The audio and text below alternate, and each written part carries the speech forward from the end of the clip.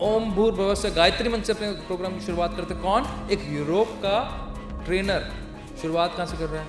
और मैं यहाँ पे अगर भारतीयों की बात करूँ, हार्वर्ड बिजनेस स्टडी की एक स्टडी कहती है जिन लोगों के पास एक मेंटोर होता है, एक कोच होता है, उनकी प्रोडक्टिविटी 82% तक बढ़ जाती है।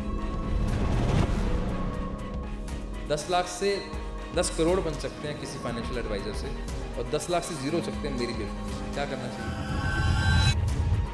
इवन हम फिंगरप्रिंट्स जब देखते हैं तो ये भी बता देते हैं कि मान लीजिए कोई बच्चा आया या बड़ा आया है, ये मंडे को पेपर है तो संडे को पढ़ने वाला है, ये सिस्टमेटिक पढ़ने वाला है।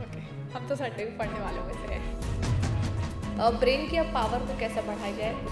ब्रेन की पावर बहुत आसानी से बढ़ सकती है। अब लोग कहेंगे कैसे? If you are talking to me without gadget, if you are having food without gadget, मतलब एक बार में एक काम। That is called mindful living. तो लेकिन मैं आपको ऑडियंस को सुनकर शायद अच्छा नहीं लगे, मैनिफेस्टेशन सब पे काम नहीं करता। क्या आप नेगेटिव मत बोलो।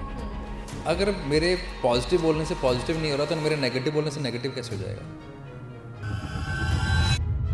विकास चल तू बता तेरे को क्या चाहिए। अरे नहीं भाई, भावना को उसके लिए काम करना पड़ेगा, विकास को उसके लिए काम करना पड़ेगा। अब विकास तो बैठे यहाँ पे ताश खेल रहा है, हाँ, और भगवान जी लगे हुए हैं यहाँ पे उसके BMW के लिए फाइनेंशियल प्लानिंग करनी, ऐसे थोड़ा ना होता है।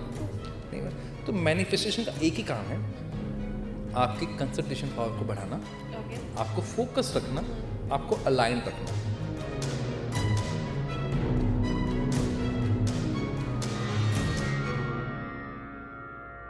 आज के हमारे जो स्पेशल गेस्ट हैं वो है विकास नागरू जी, जिन्होंने इस पॉडकास्ट में माइंड को कैसे कंट्रोल किया जाता है, कैसे माइंड के साथ खेला जाता है, कैसे माइंड को कंट्रोल करके प्रॉपर मैनिफेस्टेशन करके, इवन प्रॉपर टेक्निक्स का यूज़ करके आप अपनी लाइफ को बदल सकते हैं।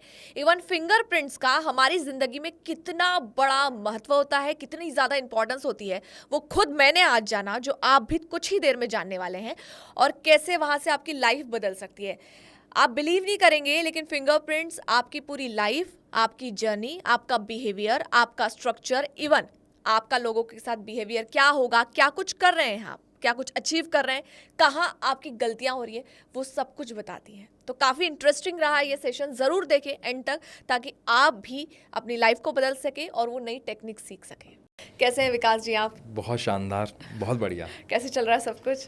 प्रभु कृपा, एकदम गजब। माइंड गेम पर आप खेलते हैं और खिलाते हैं। ठीक है ना? हाँ। पहले तो मैं समझना चाहूँगी, ये जो आपका फील्ड है जिसमें आप ब्रेन के ज़रिए लोगों को कैसे पहचाने, ब्रेन के ज़रिए कैसे सक्सेस हासिल की जाती है, फाइनेंशियल प्लानिंग कैसे जाती है, मैरिज एंड ऑल, पूरा ब्रेन के बेस पे क्या होता है, ये पहले तो हमें ये समझाएं। वाओ। हाँ, मतलब आपका क्वेश्चन पूछने का स्टाइल एकदम अलग है। Thank you so much for this lovely question. देखो, मैं आपसे बात कर रहा हूँ, हाँ, तो मुझे क्या वो सवाल समझ में आ रहा है? तो समझने के लिए मुझे लॉजिकल ब्रेन चाहिए। हाँ, और नॉर्मली रिश्तों में क्या बात होती है, यार मेरी बात ही नहीं सुनती वो, हाँ, मेरे पार्टनर मेरी बात नहीं सुनते, मेरे फादर मेरी बात नहीं समझते, या मेरे बच्चे मेरी बात नहीं समझते। तो ये जो वर्ड है बात नहीं समझते, मतलब क्या बोलना नहीं आता या बोल कर सुनना नहीं आता, ये तो नहीं बोल रहे। हम एक दूसरे के इमोशंस को नहीं समझ पा रहे, तो ये तो हो गया इमोशनल इंटेलिजेंस, तो इमोशनल मैनेजमेंट जिसकी बात हो रही है। लेकिन जब मैं ओवरऑल ब्रेन की बात करता हूँ कि मैं क्या काम कर रहा हूँ, अच्छा मैं कई बार सोचता भी हूँ मैं जैसे अभी एक ना हमने एक पुलिस में है, उनका हमने केस लिया था। तो जब उनके साथ हमने बैठे तो उनकी पर्सनल लाइफ बहुत ज़्यादा डिस्टर्ब चल रही थी, इरिटेट रहते थे, भयंकर तरह से इरिटेट रहते थे। अब जब बैठे पता लगा लव मैरिज है, कोई चैलेंज नहीं है, हर तरह से फैंटेबुलस, पैसे से कोई कमी नहीं है, कहीं कोई दिक्कत नहीं है। दिक्कत थी उनके जॉब के अंदर, वो जॉब वाले इमोशंस को मैनेज नहीं कर पा रहे थे, और वो सेम इमोशंस जॉब के अंदर कभी अपने सीनियर के साथ, कभी जूनियर के साथ, कभी कुछ चीज़ों को लेकर उनका डिस्टर्बेंस चल रहा था। वो डिस्टर्बेंस वो मैनेज नहीं कर पा रहे थे, वो इमोशंस वो मैनेज नहीं कर पा रहे थे। तो घर पर आकर कभी सब्जी में नमक कम लग रहा है, कभी सब्जी में नमक ज़्यादा लग रहा है, कभी बच्चों, यही होता है। इतनी बेसिक चीज़ है जो हमेशा लड़ाई छोटी बातों पे होती है। No but I want to understand one thing कि उनके जॉब में प्रॉब्लम है, ठीक है, उनकी नौकरी में प्रॉब्लम है, और जो उनका फ्रस्ट्रेशन है वो घर पे निकल रहा है, ठीक है। नमक सही था सब्जी में, एक एग्जांपल के लिए पूछ रही हूँ, स्टिल उनको कम लग रहा है, क्योंकि जब मैं खाना खा रहा हूँ हाँ। मैं मेंटली 100% में प्रेजेंट नहीं हूँ। हाँ। मेरे मन में एक द्वंद चल रहा है, एक ईर्ष्या चल रही है, कोई चिढ़ चल रही है, गुस्सा चल रहा है, और जब उस गुस्से के अंदर मैं खाना खा रहा हूँ तो मेरा मन वहाँ है ही नहीं, तो मुझे उसमें भी कमी दिख रही है, क्योंकि मैं ऑफिस में गुस्सा नहीं निकाल सकता। और यहाँ दिखा तो मेरे बच्चे ने एक चम्मच गिराया है, चम्मच गिरते मैं फट गया। अरे क्या है, आराम से खाना खाने देना यार, क्या दिक्कत है, क्यों टीवी इतनी जोर से चला रखा है। ये हर घर में क्यों होता है? क्योंकि वो इमोशंस मैनेज नहीं है। ओके, तो कैसे करें उन इमोशंस को मैनेज? उससे पहले अपने आप को समझें कि हम किस बात से चिढ़ रहे हैं। मगर मैं आपसे पूछूं, जैसे आप प्रोफेशनली भी एक वर्क कर रहे हैं और साथ में भी पॉडकास्ट भी कर रहे हैं, आपने एक एज भी ले ली है, मैं आपसे सवाल पूछता हूँ, आपका ट्रिगर पॉइंट कौन सा है? आप किस बात पे जल्दी एजिटेट हो जाती हैं, गुस्सा हो जाती हैं? शायद बहुत ज़्यादा जब मुझसे सवाल पूछे जाते हैं। लेकिन आपने उससे वर्ड पहले शुरू किया शायद। हाँ। मैं अगर आपको और डीप में पूछूं, क्या आप गुस्सा बातों से होती हैं या बातों की टोन से होती हैं? ऑब्वियसली किस तरीके से वो मुझसे बात कर रहे हैं। ये ऑब्वियसली आपके लिए है। हाँ। लेकिन हो सकता है मैं शब्दों से हर्ट होता हूँ, हाँ। टोन से नहीं। आपके शब्द मुझे चुभते हों। हर व्यक्ति का अलग अलग एंगल है शब्दों को लेकर। बट अगर कोई गलत बात है जो मेरे अगेंस्ट है और माइट भी मुझे पसंद नहीं आ रही, but still someone is come to me and he asked me politely कि भाई देखो, पोलाइट का मैम जो पैरामीटर है, जो स्केल है, वो कौन तय करेगा? ओके। आपके घर में ऐसा कोई व्यक्ति है, मेरा ऑडियंस से भी सवाल है, जब आपको लगता है यार ये कितना तेज बोलता है, और जब आप उसे बोलते हो कि धीरे बोल, वो कहते हैं मैं धीरे तो बोल रहा हूँ। हाँ। उसको नहीं पता लगा ना, क्योंकि उसका नॉर्मल बोलने का तरीका यही है, उसका ऑब्वियस वे जो है, जो इनहेरेंट वे है, वो वही है, उसको नहीं पता लगा। जैसे आपके घर में एक और लोग भी होंगे, दो तरह के लोग पाए जाते हैं, एक तो ऊंचा बोलने वाले, एक जिसको हर सब्जी में नमक तेज या मिर्च तेज या कम हमेशा लगती है, उसका जिसको बोलते हैं नखरा होता है, यार ये बहुत नखरे करता है। नखरे नहीं भाई, उसके टेस्ट बड्स जो हैं, जीभ है, वो काफी रिच है, वो जल्दी उसको समझ में आ जाता है। ओके। एक और लोग होते हैं जो छोटी छोटी बातों में नाराज हो जाते हैं। घर में 10 लोग मान लो रहते हैं, चाचा ताया मामा, जब मान लो एक छोटी फैमिली जिसमें 7 8 10 लोग हैं, एक ऐसा व्यक्ति कोई होगा जो ना हर छोटी बात पर नाराज हो जाता है, और फिर घर वाले मनाते रहते हैं, यार इतनी बड़ी बात ही नहीं है, क्यों इतने नखरे कर रहा है, क्यों इतने रोने वाली कोई बात है क्या? क्योंकि उसका जो ब्रेन है वो छोटी बातों की तरफ सेंसिटिव है, आपको नहीं पता। ओके। तो जब मुझे नहीं पता, हाँ। तो फिर मैं याद कब सीखूंगा?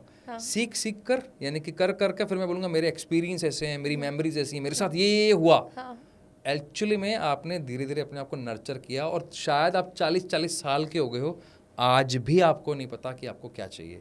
आप ही के शहर की मैं एक बात बताता हूँ, एक रेनाउंड डॉक्टर, मैं नाम तो नहीं ले सकता क्योंकि प्राइवेसी क्लॉज होता है। ओके। 41 ईयर्स के, अच्छी खासी प्रैक्टिस, अपना बिजनेस, मैं बिजनेस ही बोलूँगा, प्रैक्टिस छोड़ना चाहते थे, और घर वाले क्या छोड़ने देंगे? आप एक रिनाउंड डॉक्टर हो, 13 साल आप पढ़ाई कर चुके हो, अच्छा पैसा कमा रहे हो, नहीं छोड़ने देंगे ना।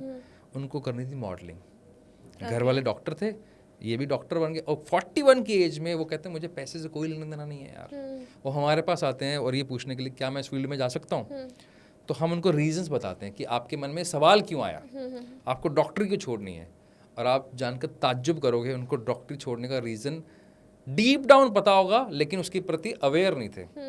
वो थे एक सर्जन, डेंटल सर्जन थे वो। उनके जो पैराइटल लोब है, जो ब्रेन का एक हिस्सा होता है जहाँ से ये फाइन मोटर्स के लिए ग्रिपिंग आती है, जैसे आप पेन पकड़, जैसे आप ये अपने पेन पकड़ा, कुछ लोग यहाँ पर होंगे जो पेन को टाइट पकड़ते हैं, मुझे बताना कौन कौन है, कमेंट बॉक्स में लिख देना। अब पेन को कस के पकड़ते हैं, ऐसे लोग ना खाना भी प्रॉपर चबाते नहीं हैं, निकल जाते हैं। ओके। ठीक है, उनके चेहरे पे भाव भी बड़े फ्लैट रहते हैं, या ओवर एक्सप्रेसिव होंगे या एकदम फ्लैट होंगे। ऐसे ही वो थे। अब उनका जब वो अपना टूल्स पकड़ते थे, स्कैल्प वाला पकड़ते थे, तो वो उनको पकड़ने में एफर्ट लगते थे। ये ब्रेन को बात नहीं पता, मतलब उनको खुद को नहीं पता, कभी नोट ही नहीं किया। तो वो जो प्रोसीजर करते थे पेशेंट के साथ, वो उनको इरिटेटिंग लगता था, लेकिन पता ही नहीं मन कोई बात, क्योंकि आपको आपके बारे में पता ही नहीं है। लेकिन यही चीज़ जो अपने जूनियर्स को सिखा रहे होते थे, तब उनका बड़ा मजा आता था, क्योंकि उनका अपने आप के साथ जो इंट्रापर्सनल स्किल होती है, वो बहुत स्ट्रांग थी। तो उनको अप्रिसिएशन में, बात बताने में, काउंसलिंग करने में, कोचिंग करने में बड़ा मजा आता था, लेकिन खुद काम करने में इरिटेशन होती थी। तो जैसे हमने ये बोला कि भाई एक काम करो, काहे को फील्ड छोड़ना, आप कोचिंग में उतर जाओ, शौकिया अगर आपको करना भी है, अपनी फिटनेस पे काम करो, तब चले जाना। Now he is earning more than 3 times which he was earning earlier. पहले से 3 गुना पैसे ज़्यादा, नाम ज़्यादा, शोहरत ज़्यादा, और सबसे बड़ी बात वो चिढ़ अब घर नहीं आ रही, अपनी पत्नी के साथ संबंध अच्छे, अपने बच्चों के साथ संबंध अच्छे, और अपनी सोसाइटी के अंदर अब अच्छा नाम, सिर्फ एक चीज़ से, जब ये पता लगा कि मैं क्या कर सकता हूँ best of the best. Okay, so अब इस टॉपिक पे आते हैं कि मैं क्या कर सकता हूँ, ये मुझे कैसे पता चलेगा? हाँ, ये बहुत इंटरेस्टिंग है। हाँ। यहाँ पर हम भारतीयों ने सबसे बड़ी गलती की है, यूरोपियंस ने नहीं की, क्योंकि वो लोग बहुत रिच हैं हमसे ज़्यादा मेंटली। किस टर्म में बोल रहा हूँ? प्रैक्टिकल में? प्रैक्टिकल नहीं, वो लाइफ को बहुत सीरियसली लेते हैं। ओके। यहाँ बात मेरी ऑडियंस को लगेगा, हो सकता है कुछ हेट कमेंट्स भी आए, हम भारतीय अपनी लाइफ को बहुत सस्ते में लेते हैं, बहुत ज़्यादा सस्ते में लेते हैं, वैल्यू नहीं करते। कैसे मतलब? एग्जाम्पल के तौर पे आप मुझे पिछले 5000 सालों में एक राजा बताओ, एक राजा, एक किंग जिसके पास अपना गुरु ना हो। ट्रू। कभी नहीं रहा। श्री राम के भी गुरु थे, भगवान श्री कृष्ण के भी गुरु थे। बिल्कुल, हाँ। भगवानों के गुरु थे, हम इंसानों के क्यों नहीं है? क्यों जरूरत थी द्रोणाचार्य को बताने की कि अर्जुन क्या करेंगे, युधिष्ठिर क्या करेंगे? सिर्फ इसलिए क्योंकि गुरु ही तय करते हैं, यानी कि एक थर्ड पार्टी तय करती है जो आपसे बेहतर समझती है कि आप किस लायक हो। पहले गुरु शिष्य पद्धति होती थी, वो बंद हो गई, तो हमने वो पद्धति बंद कर दी और उस टूल्स को भी बंद कर दिया, और गुरु के प्रति या टीचर्स के प्रति या कोच या मेंटोर्स के प्रति सब कॉन्सेप्ट बंद कर दिए। यहीं यूरोप में हर व्यक्ति, चाहे वो मार्क जगरबर्ग हो, चाहे बिल गेट्स हो, सबके अपने अपने कोचेस हैं। क्यों हैं? क्योंकि वो ये मान के चलते हैं अगर लाइफ में ग्रो करना है तो मुझे एक ब्लूप्रिंट चाहिए, और ब्लूप्रिंट देने के लिए मुझे एक कोच की ज़रूरत है।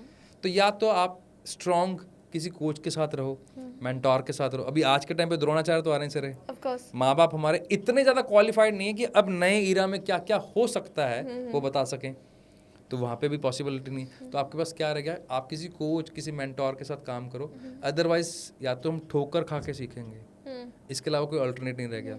या फिर पहले मेडिटेशन करवाए जाते थे, आज यूरोप के हर कॉलेज में, हर स्कूल में डिपार्टमेंट ऑफ मेडिटेशन है। मुझे इंडिया में एक स्कूल का नाम बता दो, एक कॉलेज का नाम बता दो, यहाँ से योग निकला है ना, यहाँ से ध्यान निकला है ना, तो मुझे बताओ ना भारत में कौन से स्कूल में मेडिटेशन करवाया जा रहा है, कौन से कॉलेज में मेडिटेशन करवाया जा रहा है?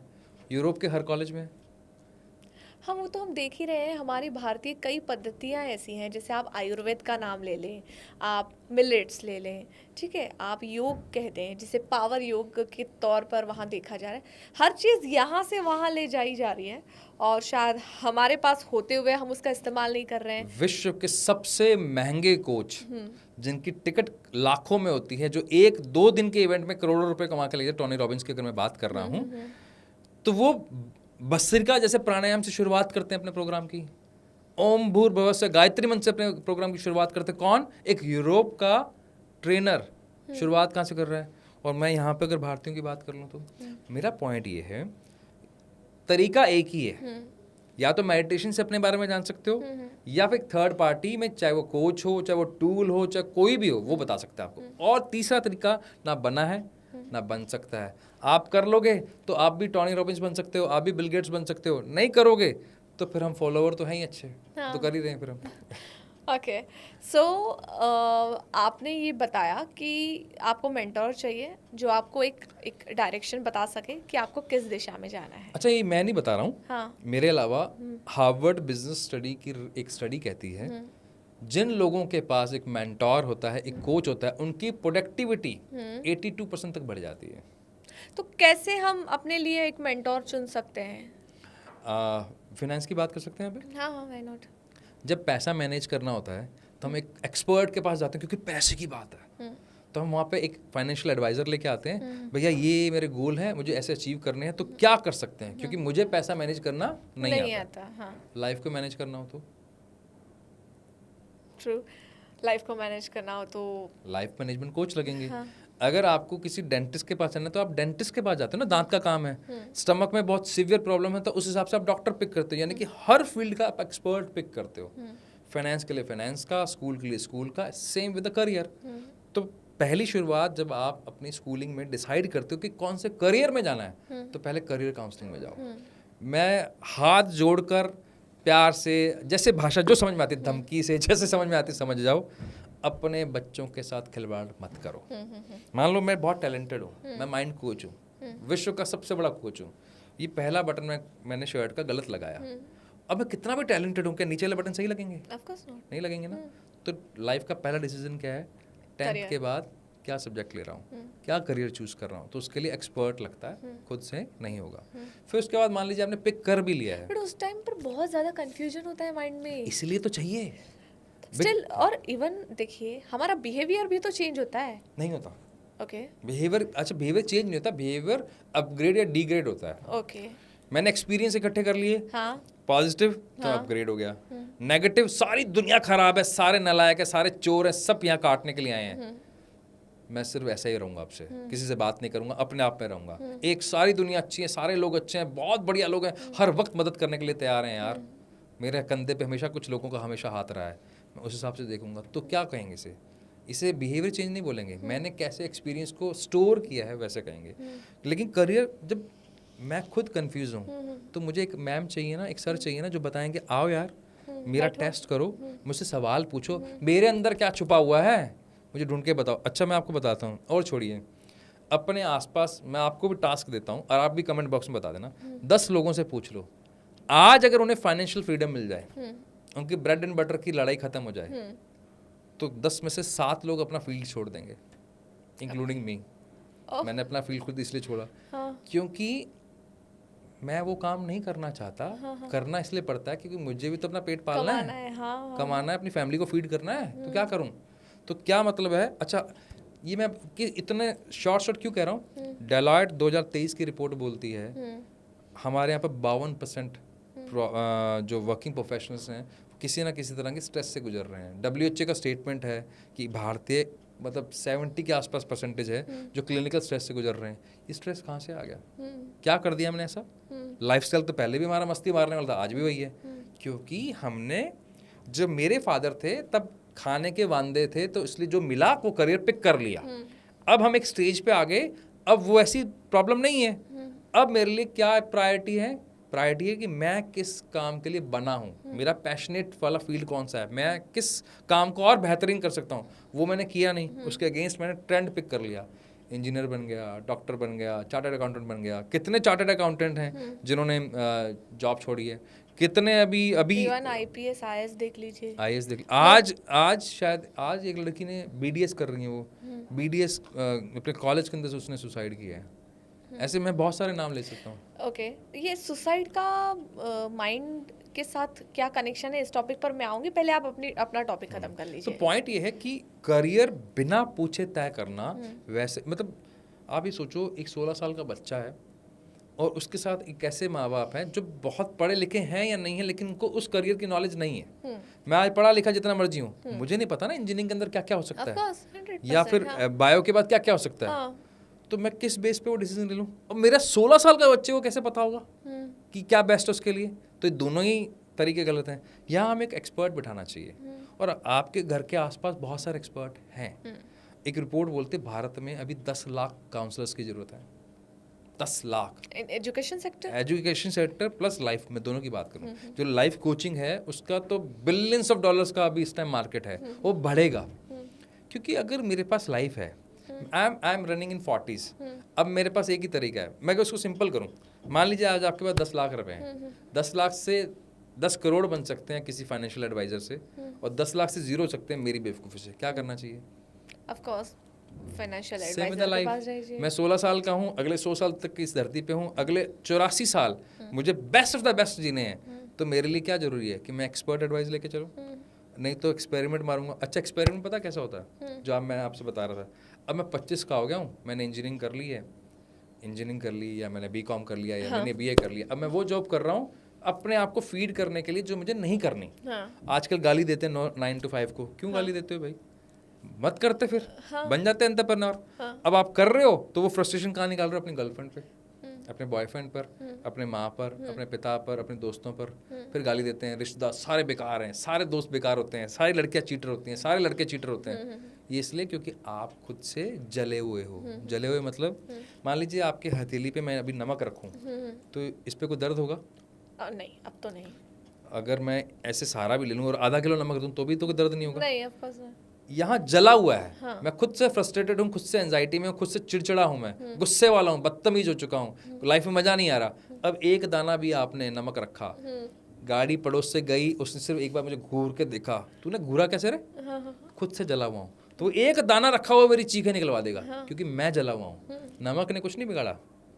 तो हर किसी की लाइफ में इतने नमक जितनी प्रॉब्लम आनी है, मेरी हथेली अगर सही है, मैं मेंटली स्टेबल हूँ तो कर जाऊंगा, नहीं तो फिर प्रॉब्लम तो आनी ही आनी है। ओके, आप माइंड गेम पर बहुत ज़्यादा काम करते हैं स्पेशली, और मैंने आपके इसमें देखा था एक बात कि फिंगर टिप्स के ज़रिए माइंड को पढ़ा जाता है, कैसे पॉसिबल है? ये बहुत इंटरेस्टिंग है, ये पॉसिबल बहुत साल पुरानी बात है। यूरोप के ही बहुत फेमस लॉयर थे, कैम्पेबल करके नाम, एडवर्ड कैम्पेबल ऐसे नाम से था, फेमस लॉयर। उन्होंने अपनी पूरी ज़िंदगी दे दी जब उन्होंने केसेस, मतलब क्रिटिकल, पता नहीं 10,000 पता नहीं कितने क्रिमिनल्स पे उन्होंने रिसर्च किया, फिंगर टिप से पता लग गया कि ये क्रिमिनल माइंड है या नहीं है। इतना डीप रिसर्च किया। चाइना के एक शेंग नाम से थे, 125 तरह की डिजीज निकाल के दे दी जो सिर्फ फिंगर टिप्स को देखकर बता सकते हैं वो। Is it? और वो रिसर्च हजारों लोगों पे हुई है, हजारों लोगों पे हुई है, वो रिसर्च इतनी डीप है। तो एक्चुअली में जो आपका ब्रेन है, इस ब्रेन का जो न्यूरल आपका ब्लूप्रिंट है, न्यूरल आपका ब्रेन बना क्या है, वो ये टिप्स पे है। बट देखिए, कोई भी चीज़ अगर जाननी समझनी हो, अगर समझ लीजिए कोई राशि भविष्य देख रहा है, ठीक है, तो वो ग्रह है, ठीक है, वो कुछ नंबर्स ऑफ ग्रह, मुझे नहीं पता, आई एम सॉरी, उसी के ऊपर वो समझते हैं, ठीक है। अगर आपको किसी फील्ड की पढ़ाई करनी हो तो स्पेसिफिक आपको पोर्शन दिया जाता है कि भाई आपको इसी की पढ़ाई करनी है। But when you ask me, if I ask you about finger tips, हर किसी की अलग अलग है, बिल्कुल, है ना, हर किसी के फिंगर टिप्स अलग अलग है, कैसे समझ में आएगा? इंटरेस्टिंग ये कि हमारे फिंगर टिप अलग हैं, हमारे आईज के जो स्कैनिंग है वो अलग है, हमारा नोज टिप अलग है, हमारे जो जीभ का प्रिंट है, टंग प्रिंट है वो अलग है, हमारे जो लिप्स के प्रिंट है वो अलग है, हमारे टो प्रिंट अलग हैं। कुछ ऐसी हैं जो किसी से मैच नहीं करती। आप जैसे मेरे जैसे हाइट वाले लोग सेम हो सकते हैं, लेकिन फिंगर टिप वाले 800 करोड़ लोग अगर पूरे विश्व में हैं तो सब अलग हैं। लेकिन ये जुड़े किससे हुए हैं? ये जुड़े हुए आपके दिमाग से। जब एक बच्चा माँ के गर्भ में होता है, साइंस ये कहती है तब उसका 13वें हफ्ते 13th वीक से लेके 21st वीक तक ब्रेन बनता है। लिम्स की बात नहीं कर रहा हूँ, दिमाग का डेवलपमेंट हो रहा है। उसी समय आपके फिंगर टिप्स बन रहे हैं, सेम टाइम पर। ये कनेक्टेड है आपके ब्रेन लोब से। तो ये आपका अलग अलग ब्रेन के लोब है, 5 लोब, 5 कमरे कह सकते हो आप, आपके लेफ्ट साइड में है, 5 इधर राइट साइड में है। हर रूम का अपना अपना काम है। जैसे घर में एक रूम होता है, एक बेडरूम है, एक लिविंग रूम है, हर एक फिंगर का अलग अलग मतलब finger is a neural blueprint of your brain. तो ब्रेन के अंदर जो है वो यहाँ देख सकते हो आप, उसको डिकोड कर सकते हो, जो कि ऑलरेडी कई 100 सालों से हो रहा है। हम केमिस्ट्री की बात नहीं कर रहे हैं, हम साइंस की बात कर रहे हैं। तो हर फिंगर का अपना अपना काम है। तो यहाँ से आप डिकोड करके देख सकते हो कि आप कौन हो, क्या हो, कैसे कर सकते हो, क्या लेके पैदा हुए। अच्छा, मैं और थोड़ा सा इसमें बेसिक में जाना चाहती हूँ। मेरी 5 फिंगर्स है, अगर हम लोग थंब से स्टार्ट करते हैं, मेरी थंब की फिंगरप्रिंट्स क्या बता सकती हैं? आपका अगर राइट थंब की मैं बात करूंगा तो वो लेफ्ट प्रीफ्रंटल कॉर्टेक्स से जुड़ा हुआ है। ठीक है, राइट मतलब दिस, इससे जुड़ा हुआ। इसका काम क्या है? मेरा अपने आप पे भरोसा कितना है। ऐसे बहुत सारे लोग होंगे जो जिनको आपको धक्का मारना पड़ता है, अरे तू लायक है, तू करना यार, तेरे साथ खड़े हैं, जाके स्टेज पे बात कर, कहाँ दिक्कत आ रही है? चल ले एक बार किसी सेल्स वाले से बात कर ले, एक क्लाइंट के पास जा तो सही, कम से कम एक पोएम तो बोल के दिखा। तो हम बोलते नहीं, ये कहाँ से आता है? जिसका आत्मविश्वास कम होता है उसका प्रीफ्रंटल कॉर्टेक्स में उतना न्यूरल डेंस नहीं होता। तो यहाँ से अचीवमेंट आते हैं, यहाँ से अचीवमेंट, डिटरमिन नहीं, अभी वहीं पे है। यहीं पे अचीवमेंट, डिटरमिनेशन, एप्रिशिएशन, ये सब आपके थंब से पता लगता है। अच्छा, ये सारी चीजें थंब से पता चलती है, राइट वाले से। राइट वाले से, यानी कि आपका अपने आप के साथ संबंध कैसा है, उसका पता लगता है आपको राइट थंब से। अगर हम लोग बाकी फिंगर्स की बात कर सकते हैं अभी, ठीक है। हाँ, सबसे लिटिल फिंगर बहुत इंटरेस्टिंग है। ये आपकी कितने लोग हैं, मैं आपके ऑडियंस को एक रिक्वेस्ट करूंगा, न्यूज़पेपर को कुछ लोग 1 मिनट में ख़त्म कर देते हैं, पढ़ के हेडिंग पढ़ी, खत्म। और कुछ लोग ऐसे होंगे जिनको 45 से 50 मिनट लग जाते हैं, पूरा पढ़ेंगे। यानी कि कुछ लोग बड़े फॉन्ट पढ़ते हैं, कुछ छोटे फॉन्ट पढ़ते हैं, वो हमें राइट लिटिल फिंगर से पता लगता है। आपका ब्रेन सपोर्ट करता है तो आप पूरा अखबार पढ़ोगे, आपका सपोर्ट नहीं करता तो आप अखबार को 2 मिनट में ख़त्म करके साइड में रख दोगे। फिर से बताइए, अगर आपका ये ब्रेन न्यूरल डेंस हाई है तो आप पूरा चाटोगे अखबार को, बुक, हर चीज को, एनीथिंग। और अगर ये सपोर्ट नहीं कर रहा तो आप उसको बस ऐसे निपटाओगे, मतलब काम निपट गया, देख लिए, बस सरसरी तौर से नज़र मार ली। ओके। तो वो लोग होते हैं। ये वो लोग होते हैं जब खाना खाने भी जाएंगे ना, जिनका न्यूरल डेंस कम होता है, यहाँ से पता लगता है इनके टेस्ट बड्स कैसे हैं। ये तीखा खाना पसंद करेंगे। फिर आपने कभी नोट किया कुछ लोग हैं जो बहुत स्ट्रॉन्ग फ्रेग्रेंस लगाते हैं, ये वो लोग हैं जिनको खुद को स्मेल नहीं आती, तो बहुत तीखा लेके आएंगे, बहुत स्ट्रॉन्ग लेके आएंगे। तो क्योंकि इनका नाक उनको सपोर्ट नहीं कर रहा, वो यहाँ से पता लगता है। तो ये कमजोरी नहीं है? नहीं, कमजोरी नहीं, उनका ब्रेन इस तरह स्टिमुलेट होता है। ओके। अब ये वो लोग हैं जो पूरा पैराग्राफ अगर आप दे दिया आपने कुछ करने के लिए, उसमें से 2 लाइनें खा जाएंगे, पढ़ेंगे नहीं, सिली मिस्टेक्स करेंगे। बैठे बैठे अगर आपने कैलकुलेशन करने के लिए दे दी, कंफ्यूज हो जाएंगे, प्लस की जगह और कुछ कर देंगे, माइनस की जगह कुछ और कर देंगे। ओके। और फिर आप कहोगे यार डिसलेक्सिया तो नहीं है। अरे नहीं भाई, डिसलेक्सिया नहीं है, सिर्फ वो ब्रेन लोब थोड़ा सा वीक है, आप पेपर को बड़ा कर लो। नहीं तो फिर अब जैसे आपने मुझे कहा कि एक तरीके से अगर इसका प्रॉपरली कनेक्शन यहाँ नहीं बैठ रहा है, जो भी स्पेसिफिक साइंटिफिक आपने वर्ड कहा, तो उसमें बहुत सारी प्रॉब्लम्स आपने अभी एक्सप्लेन की, क्या उनको सॉल्व किया जा सकता है? यस, किया जा सकता है। मैं इसको एग्जांपल से बताता हूँ। जैसे मान लेते हैं किसी का लिटिल फिंगर राइट का वीक है, उसको उतना वीक का मेरा मतलब ये है कि वो ब्रेन इतना पावरफुल नहीं है। ओके। ऐसे व्यक्ति को चार्टर्ड अकाउंटेंट बना दिया आपने, क्योंकि पढ़ के तो रट के तो मैं बन सकता हूँ। Yes yes. अब आप समझना कि मैं आपको जो कह रहा हूँ कि काम का प्रेशर घर क्यों आता है। अब मेरे को काम क्या करना है, चार्टर्ड अकाउंटेंट की तरह बिहेव करना है। मेरा क्या काम है, ऑडिट करने का। आपने मेरे सामने फाइल ला के दी और मैंने ऑडिट करने लगा, लेकिन मेरा सपोर्ट तो करता नहीं। पढ़ना अलग है, काम करना अलग है। अब मुझसे वो काम हो नहीं रहा, अब मेरे को चिढ़ मच रही है, मेरे को इरिटेशन हो रही है, मैं इस काम को टाल रहा हूँ। और हर वो व्यक्ति काम को टालता है जिसको वो काम मुश्किल लगता है। हमेशा हम कौन से काम टालते हैं, कौन से काम को लास्ट में करते हैं, बाद में देखते हैं, बाद में देखते हैं, टालते रहेंगे, क्योंकि वो काम मुश्किल लग रहा है हमारे ब्रेन को, आसान नहीं लग रहा। लेकिन उसको आलस भी तो कहा जा सकता है ना? आलस सिर्फ उसी व्यक्ति, आलस अलग है और टालना अलग है, उस पर आ जाएंगे। तो वो व्यक्ति क्या करेगा, अब इरिटेट होगा, क्योंकि साथ वाला चार्टर्ड अकाउंटेंट 10 फाइलें कर रहा है रोज, इससे एक नहीं हो रही। अब कंपैरिजन होगा किससे, चार्टर्ड अकाउंटेंट का चार्टर्ड अकाउंटेंट के साथ। अब क्या होगा, पीयर प्रेशर, कंपैरिजन, इरिटेशन। ये इरिटेशन कहाँ जाएगी अब? घर पे ऑब्वियसली। अब मैं किसी को बोल सकता हूँ कमजोरी है वहां जाएगी। ये बिल्कुल सही कहा आपने। जहाँ कमजोरी है वहां जाएगी, घर नहीं जाएगी। जहाँ कमजोरी है वहां जाएगी। ये आपने बहुत एप्रोप्रिएट वर्ड यूज किया।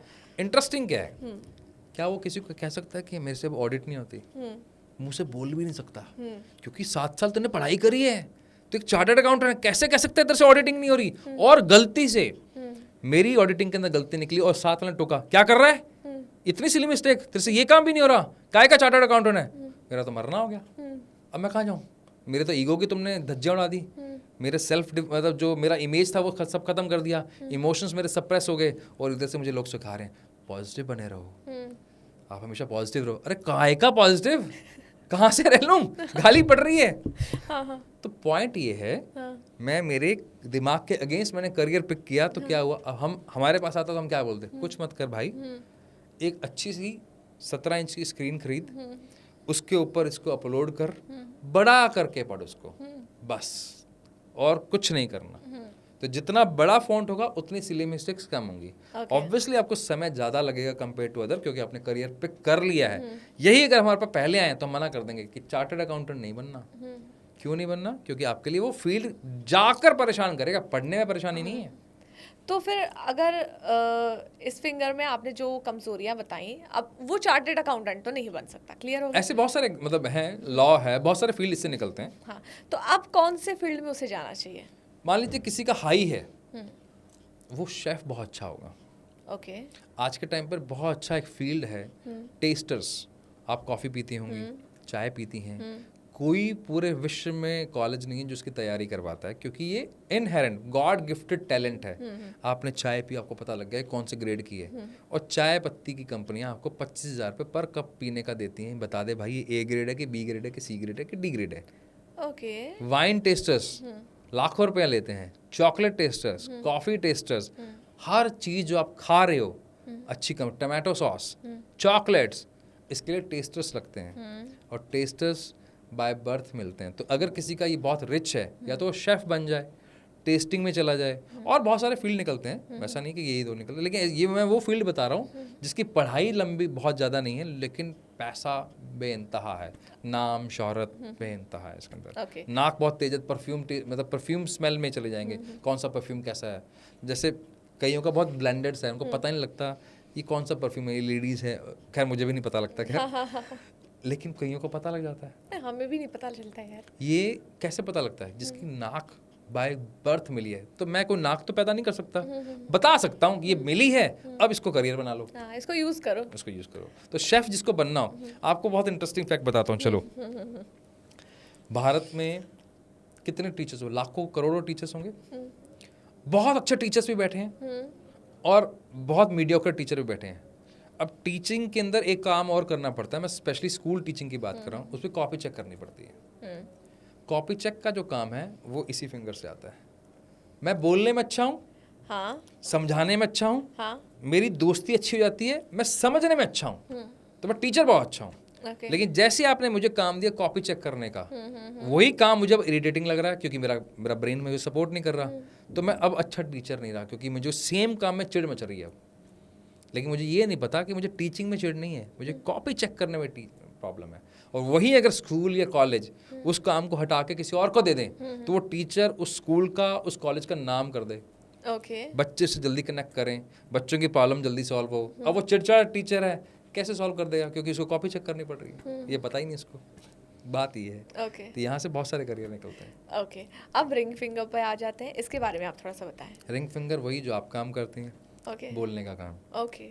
कितना आप अच्छा बोलेंगे, शब्दों पे पकड़ कैसी है आपकी, शॉर्ट टर्म मेमोरी कैसी है आपकी। इवन हम फिंगरप्रिंट्स जब देखते हैं तो ये भी बता देते हैं कि मान लीजिए कोई बच्चा आया है या बड़ा आया है, ये मंडे को पेपर है तो संडे को पढ़ने वाला है, ये सिस्टमेटिक पढ़ने वाला है। ओके।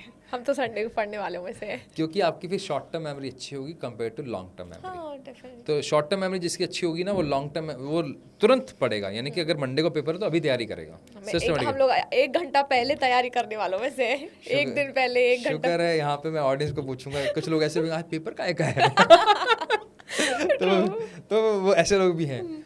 तो ये आपकी ऐसे लोगों में कॉन्फिडेंस हाई होता है, ये कह सकते हैं। हाँ, क्योंकि उनको रिजेक्शन फेस करना आता है। हाँ, क्योंकि आपने अभी कहा, सो इसीलिए मैंने फील किया कि हाँ यार, मैं तो वो इंसानों में से हुई नहीं जिसने 1 महीना पहले पढ़ाई की हो या फिर आराम से 1 हफ्ता पहले भी स्टडी किया हो। मुझे पता है कल मुझे विकास जी का इंटरव्यू लेना है, तो मैं 1 दिन पहले ही पढ़ने वाली हूँ। तो ये पावर है ना आपकी। अब इस पावर को सही तरह से अगर आप स्ट्रक्चर्ड वे में यूज कर लेते हो, जैसे आपकी लैंग्वेज पावर है, अब आपने कोचिंग ही लैंग्वेज की ले ली, कैसे और बहुत स्ट्रांगली बात करनी है, तो रिंग फिंगर, अगर मैं दोनों रिंग फिंगर पकड़ लूँ लेफ्ट और राइट की, ओके हाँ। एक साथ ही टोन समझना ओके। और एक साथ ही शब्दों वर्ड्स को समझना, अगर मैं दोनों को कंबाइन कर दूं तो मुझे पता होगा मेरी वॉइस कब हाई जानी है, कब लो जानी है, कितना स्ट्रांग वो स्पीकर होगा जिसको पता है कि कब इमोशंस को हाई लेके जाना है, लोगों को लेके जाना है। ये कहाँ से आता है? आपके दोनों रिंग फिंगर से आता है। ओके। टोन, आपको मिमिक्री करनी है तो यहाँ से आएगा, डायलॉग डिलीवरी करनी है तो यहाँ से हम आएगा। लोग एंटरटेनमेंट फील्ड ले सकते हैं रिंग फिंगर के लिए। एंटरटेनमेंट में अगर मैं इसको डिवाइड कर दूं, सिंगर के लिए कंपलसरी है, ओके। एक्टर के डायलॉग डिलीवरी के लिए कंपलसरी है, फेशियल एक्सप्रेशन के लिए अलग ब्रेन लगता है, इसलिए मेथड एक्टर्स अलग होते हैं, एक्टर्स अलग होते हैं। और डायलॉग डिलीवरी जैसे वॉइस ओवर आर्टिस्ट, उन दोनों के लिए ये दोनों फिंगर्स होने चाहिए, क्योंकि उनको चेहरा नहीं दिखाना। तो वॉइस ओवर आर्टिस्ट वही बन पाएगा जिसके पास ये है, दोनों है। अच्छा सिंगर वही बन पाएगा जिसके पास ये दोनों हैं। कंपोजर बनने के लिए फिर हमें अलग फिंगर चाहिए, ओके। ऐसे कोरियोग्राफर बनने के लिए अलग फिंगर चाहिए, तो क्रिएटिविटी अलग तरह से आती है। सिंगर बनने के लिए ये दोनों रिंग फिंगर्स चाहिए, ओके। सिंगर, तो वॉइस ओवर ये आर्टिस्ट। एक मैं कह सकती हूँ कि singing is a god gifted, no doubt. उसके ऊपर काम करना पड़ता है, कोई भी फील्ड हो, अगर आप नॉट ओनली सिंगिंग, हाँ singing, training, Okay. Coaching, Okay. These are all god gifted. ये आपके अंदर होगा तो ही आप कर पाओगे। ब्रेन होगा उसी को आप कर पाओगे, अदरवाइज देखो काम तो तब भी कर लोगे आप। बात फिर वहीं आ जाएगी, सवाल वही है कि जिस दिन फाइनेंशियल फ्रीडम मिली तब तक करोगे या तब उसके बाद भी करोगे, क्योंकि काम तो मैं भी कर रहा हूँ, आप भी कर रहे हैं। हो सकता है हमारे काम में पावर हो, हम पावर की वजह से कर रहे हो, लेकिन वापस वहीं आ जाएंगे। ये तो हर ऑर्डिनरी व्यक्ति कर रहा है ना, एक्स्ट्रा ऑर्डिनरी वो कर रहा है जिस काम को करना चाहता है, उसका पैसा मिले चाहे ना मिले। Okay, that is called passion. लोग पैशन को कुछ अलग समझ जाते हैं। पैशन मतलब पैसा मिल रहा है नहीं मिल रहा कोई फर्क नहीं पड़ता, लेकिन जब पेट खाली है, पहनने को कपड़े नहीं है, मोबाइल नहीं है, तो फिर पैशन क्या देखोगे? फिर काय का पैशन? भाई पहले कमा, भाड़ में जाए पैशन, पहले काम कर। ओके, सो मिडल फिंगर क्या रिप्रेजेंट करती है? मिडिल फिंगर बहुत कुछ रिप्रेजेंट करती है, स्पेशली अगर आपको एक्टिंग फील्ड में जाना है तो मिडिल फिंगर से आता है आपके फेशियल एक्सप्रेशंस, मिडिल फिंगर से आते हैं आपके micro movements, eyes movement, jaw movement. ये वो लोग हैं जिनका अगर वीक है तो खाना भी नहीं खाते चबाकर, अच्छा, निकल जाते हैं खाना या खाना साइड में रख लेंगे। ये वो लोग हैं कि जो पेन का ग्रिप जिनका टाइट होगा, कस के लिखते हैं, हाथ दुखने लग जाता है, फ्लैट फेस होता है या ओवर एक्सप्रेसिव फेस होता है। ओके, ये सोचें कि मैं किसी ऐसे फील्ड में चला जाऊं जिसमें फाइन का बहुत काम है तो नहीं हो पाएगा। बैडमिंटन की ग्रिप टाइट होगी, अगर कार का स्टीयरिंग पकड़ेंगे तो कस के पकड़ेंगे, अगर बाइक का पकड़ेंगे हैंडल तो ऐसे कस के पकड़ लेंगे, क्योंकि इनका ग्रिपिंग बहुत टाइट होता है, तो फ्रीक्वेंट नहीं, बहुत ईजी नहीं है। तो सारे काम जो माइक्रो मूवमेंट्स वाले हैं, नी मूवमेंट, एल्बो मूवमेंट्स, फास्ट दौड़ना, सब इसी से आता है आपका। ओके, और जो हमारी फर्स्ट फिंगर है उससे? इंडेक्स फिंगर, हाँ हाँ, ये आपकी जहाँ से सोचना समझना, लॉजिकल, सब्जेक्ट की बात करूँ तो फिजिक्स, ओके, सब्जेक्ट की बात करूँ तो इंग्लिश ग्रामर, संस्कृत, वो यहीं से आती है। मैं कितना बातों को समझ पा रहा हूँ वो यहाँ से आता है, कितने मेरे पास कैलकुलेशंस हैं वो यहाँ से आता है, कितना इम्पल्सिव हूँ मैं, अगर वीक है तो इम्पल्सिव हो जाऊँगा, यहाँ से आएगा। मैं कितनी लॉजिकल बात कर रहा हूँ वो यहाँ से आएगा। आप में बहुत सारे ऐसे होंगे लोग जो निहायत ही बदतमीज हो जाते हैं, उनका लॉजिक सब शट डाउन हो जाता है क्योंकि उनके पास होता ही नहीं है। तो वो लोग हैं, हर ब्रेन के ना 2 ड्राइवर होते हैं मैम, हर बॉडी के 2 ही ड्राइवर हैं। ओके, एक इमोशन, एक लॉजिक। अगर लॉजिक ड्राइवर है तो आप लॉजिकली बात करोगे, किसी भी सिचुएशन को समझोगे, फिर रिएक्ट करोगे। दूसरा ड्राइवर होता है इमोशन। इमोशन में लॉजिक काम ही नहीं करते। मेरा मन कर रहा है तो मैं काम कर रहा हूँ, मेरा मन नहीं कर रहा तो मैं काम नहीं कर रहा। मैं आपको बताता हूँ एक ये मन वाली कहानी तो ऐसी वाली है जो आजकल बड़े इन्फ्लुएंसर्स भी बड़ा बात करते हैं, जो मन करे वो करो। और मन का काम तो ये है कि अगर मैं आपके सामने सलाद रख दूं और सामने चॉकलेट रखूं, मन क्या खाने को करेगा? मेरा तो मन सलाद खाने को आपका करेगा। होगा क्योंकि आप अपने फिटनेस कॉन्शियस होंगे। हाँ, नहीं, क्योंकि मुझे मीठा पसंद नहीं है। मीठा पसंद हाँ, है, लेकिन अगर सामने देखें तो आपके सामने चॉकलेट की ज़्यादा इच्छा करेगी, क्योंकि आपका मन तो, अगर मैं सामने बुक रखूं और फेसबुक रखूं तो लोग फेसबुक की तरफ जाएंगे। तो मन हमेशा उस काम में लगता है जिसमें तुरंत प्रभाव से मजा आता है। ओके, तो मन तो आपको गलत जगह ही लेके जाएगा। मन तो आपको सोचता, आप कहीं कैब में हो, इधर उधर ताड़ने का करे तो पिट भी जाओगे। दिमाग से मन को कंट्रोल किया जा सकता है? दिमाग से ही मन को कंट्रोल किया जा सकता ओके, है, और कोई तरीका ही नहीं है। ओके, तो कैसे? व्हाट डज इट मीन्स कि लॉजिकल ब्रेन अगर सपोर्ट कर रहा है इमोशंस को तो आप कंट्रोल कर लोगे। लॉजिकल ब्रेन अगर सपोर्ट नहीं कर रहा तो फिर बहुत बड़ी प्रॉब्लम है। फिर आप कैसे बोलते हो मेरा आज मन नहीं है, मेरा आज ऑफिस जाने का मन नहीं है, मेरा स्कूल जाने का मन नहीं है, मेरा आज वहाँ जाने का मन नहीं है। तो ये मन वाले हैं, ये दिमाग वाले नहीं है। और मन वाले फिर हमेशा कैसे रहते हैं? बट समटाइम यू नो, कोई जो इमोशनल है, अच्छा मैं इमोशनल हूँ या बहुत ज़्यादा प्रैक्टिकल हूँ, क्या ये भी फिंगर से पता चलता है? बिल्कुल क्लियर पता लगता है। Okay, okay. So for example, एक वक्त होता है कि इंसान अकेला पड़ता है, तो यू नो जब आप अकेले हो, आप इमोशनली थोड़े से ब्रेक डाउन हो, तो उस वक्त तो इंसान का वैसे भी कुछ करने का मन नहीं करता। ये फेज हर किसी के मन में आया, हर किसी की लाइफ में आता होगा। मैं इससे 100% एग्री करता हूँ। लेकिन ये तब आएगा जब आप अपनी हॉबीज पे काम नहीं कर रहे होगे, जब आपको अपने बारे में नहीं पता। अब आपको पता है कि मान लीजिए कि मान लो मुझे मेरा पता है कि मैं ना गाना गा के बड़ा खुश होता हूँ या स्विमिंग करके खुश होता हूँ, तो मैं अगर अपने आप को कंस्ट्रक्टिवली उस काम में लगाए रखूंगा तो ये वाला इशू ही नहीं आता। ओके, क्योंकि मैंने अपनी एनर्जी को कहाँ लगा लिया। जैसे बहुत सारे लोगों को देखा हो आपने, बट एक बार फिर से बताएं वो आपने क्या कहा? मतलब जैसे इसको कुछ लोगों को ब्रेकअप होने के बाद बॉडी बिल्डिंग में चले जाते हैं। क्यों? क्योंकि वो उस कॉर्टिसोल को, उस नेगेटिव इमोशन को पॉजिटिवली कन्वर्ट करना चाहते हैं। तो यही सही तरीका है भाई, आप उसको कन्वर्ट मार लो। या वो अपने करियर बिल्डिंग में चले जाते हैं, सेम इमोशन है ना। इसके अलावा दूसरा तरीका ये भी था, ड्रग्स में चले जाओ।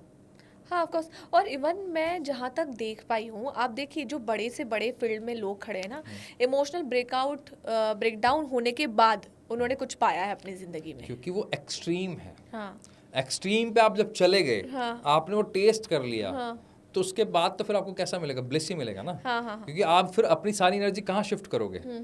ऐसे बहुत सारे एग्जांपल्स हैं जिन्होंने, जैसे आपने जो बात बोली, जिन्होंने टर्न अराउंड कर दिया अपना सारी एनर्जी। हाँ, पूरा टेबल ही टर्न कर देते हैं वो अपनी लाइफ में। मूवी भी आई थी ना, मेरी शादी में, ऐसा क्या नाम था, राजकुमार राव की थी, जिसमें वो हाँ, आई नो। हाँ। तो वो रियल स्टोरीज हैं। बहुत सारे ऐसे लोग हैं जिन्होंने अपने इमोशंस का बहुत बड़ा रोल है। मेरा वाई, मेरा जो इमोशन है वो अगर मुझे क्लियर है, तो फिर मैं अपनी ताकत इमोशन का पे मेरे एक मित्र हैं अमर चौधरी सर, उनका बढ़िया एग्जांपल है, मैं बताता हूँ इमोशंस कैसे काम करते हैं। मान लीजिए मैं बाहर कर्फ्यू लगा हुआ है और रोज आपको चाय पीने की आदत है थड़ी पे, आप किसी भी कीमत पे नहीं छोड़ते, अब कर्फ्यू लगा हुआ, बाहर शूट एंड साइट के ऑर्डर है, आप चाय पीने जाओगे? Of course not. क्यों? चाय रोज तो पीते हो आप। सी डिपेंड करता है वो आदत मेरी कितनी ज्यादा स्ट्रांग है। अब मैं कोरोना कहता के हूँ- टाइम में हमने देखा ना, सब कुछ शट डाउन था, स्टिल जिनको ड्रिंक करनी है, दारू पीना है, वो किसी ना किसी तरह जुगाड़ कर लेते हैं। अब शूट एंड साइट का ऑर्डर है, फिर भी वो उतने एफर्ट नहीं लगाएगा, मैं राइट? हाँ। अब मान लीजिए आपका एक जॉब इंटरव्यू है जिससे आपके घर की स्थिति एकदम बदल जाएगी, हाँ। और वो कर्फ्यू लगा हुआ है, आप एफर्ट लगाओगे चाय पीने से ज्यादा या नहीं लगाओगे? Of course. इमोशन चेंज हो गए। अब आपके फादर एडमिट हैं हॉस्पिटल के अंदर, और उनको हर कीमत पर ब्लड देना, और आपके बिना तो संभव नहीं। अब आप मुझे बताओ, इस समय आप एसपी के पांव पड़ जाओगे, पुलिस वाले के पैर पड़ जाओगे, और ये भी बोल दो कि यार तेरे को गोली मारी, मार दे साले, मुझे जो मर्जी कर, मुझे मैं तो जाके रहूंगा। एम आई राइट और wrong? Yes, true. Emotions can convert your actions into high peak performance, and that is called peak performance. आपके इमोशंस अगर आपके काम के साथ अलाइन है, जिसको आप पैशन बोलते हो, जिसको आप शौक को अगर हॉबी को कन्वर्ट कर दो, तो आप हमेशा पीक परफॉर्मेंस पे ही रहोगे। अच्छा, ये खुद से किया जा सकता है? फॉर एग्जांपल, अगर कोई इमोशनली ब्रेकडाउन हुआ है, ब्रेकअप हुआ है या समथिंग जो भी, और उसको कुछ है ऐसे जो अपने आप को गंदी आदतें लगाते, कुछ है जो अच्छी उससे पॉजिटिव वे से यूज़ करते हैं, क्या हमारा ब्रेन हमें ऐसे इंस्ट्रक्ट कर सकता है कि हमें क्या करना चाहिए? इन शॉर्ट मैं सिंपल सा ये सवाल पूछना चाहती हूँ कि क्या हम इमोशंस को ब्रेन के ज़रिए कंट्रोल कर सकते हैं? अगर मेरा ब्रेकअप हुआ है, अगर ऐसा कुछ हुआ है कि जिसमें मेरा बहुत दिल टूटा, कैसे मैं अपने दिमाग को उस वक्त कंट्रोल करने दूँ अपने ऊपर, क्योंकि आप उस वक्त बहुत इमोशनली टूटे हुए हैं। मैं तब यही कहूँगा, जब आप बहुत ज़्यादा ब्रेकअप में हो, बहुत ज़्यादा पेन में हो ना, इमीडिएट इफेक्ट से आपको सेल्फ डिस्कवरी में चले जाना चाहिए। कोई भी किसी भी, इतने सारे स्पिरिचुअल एजेंसीज हैं, उनका कोई वर्कशॉप कर लो, ताकि आप अपने ब्रेन को चैनलाइज कर सको। क्योंकि देखो क्या है, ट्रॉमा ना बहुत अलग तरह से काम करता है। एक ट्रॉमा वर्ल्ड वॉर करवा गया, जब हिटलर को बचपन में ट्रॉमा मिला, उसने पूरे विश्व को हिला के रख दिया, एक व्यक्ति ने। तो आपके बचपन की चीज़ें या आपके कोई ऐसे हार्ट ब्रेक्स, बहुत कुछ गड़बड़ दे। सद्दाम हुसैन को आप उठा के देख लो, उसकी अगर हिस्ट्री अगर आप पढ़ेंगे, तो उसकी मदर ने उसको अपने मामा के पास भेजा और उसने सेकंड मैरिज कर ली, बहुत सभी वही हैं। तो अगर आप उस, हमें लगता है ना क्या फ़र्क पड़ता है, एक आदमी तो हिलाता है। हाँ, एक डोनाल्ड ट्रम्प ने अब हिला के रखा है। हाँ, तो एक व्यक्ति क्या क्या कर सकता है। आपका हर एक इमोशन आपकी पावर है, वो पावर आपके लिए एटम बम की तरह है। आप उससे अपने दुश्मन को दूर रखना चाहते हो या अपने लिए खुद के लिए विनाशकारी बनना चाहते हो, वो आपको तय करना है। तो इमोशंस को कंट्रोल करने का सही तरीका तो यही है, इमीडिएट इफेक्ट से आपको फिजिकल वर्कआउट में लग जाना चाहिए या गेम में लग जाना चाहिए, तो आप कंस्ट्रक्टिव हो जाते हो फिर। ओके, अच्छा, अगर ब्रेन की पावर मुझे स्ट्रॉन्ग करनी है, ठीक है, अब उस ब्रेन को मैं मैं एक पहला ही एक सवाल पूछ लेती हूँ कि अगर मुझे फाइनेंशियली स्ट्रॉन्ग बनना है, 1, मुझे अगर अपने रिलेशनशिप में स्ट्रॉन्ग बनना है, 2, और तीसरा मुझे अपने फैमिली को एज ए सपोर्टर खड़े होना है, किस फिंगर्स का काम होता है और कैसे उसको स्ट्रॉन्ग किया जाए अगर मेरा कमज़ोर है तो? अगर ये दोनों थम्स की बात करूँ मैं, तो इसका काम है इमोशनल कोशेंट, इमोशनल इंटेलिजेंस, इन दोनों से आती है। अगर मेरे अच्छे हैं और साथ में मेरा लॉजिकल ब्रेन मुझे सपोर्ट कर रहा है, तो मैं किसी भी कीमत पे अपने रिश्तों को बचा के रखूंगा।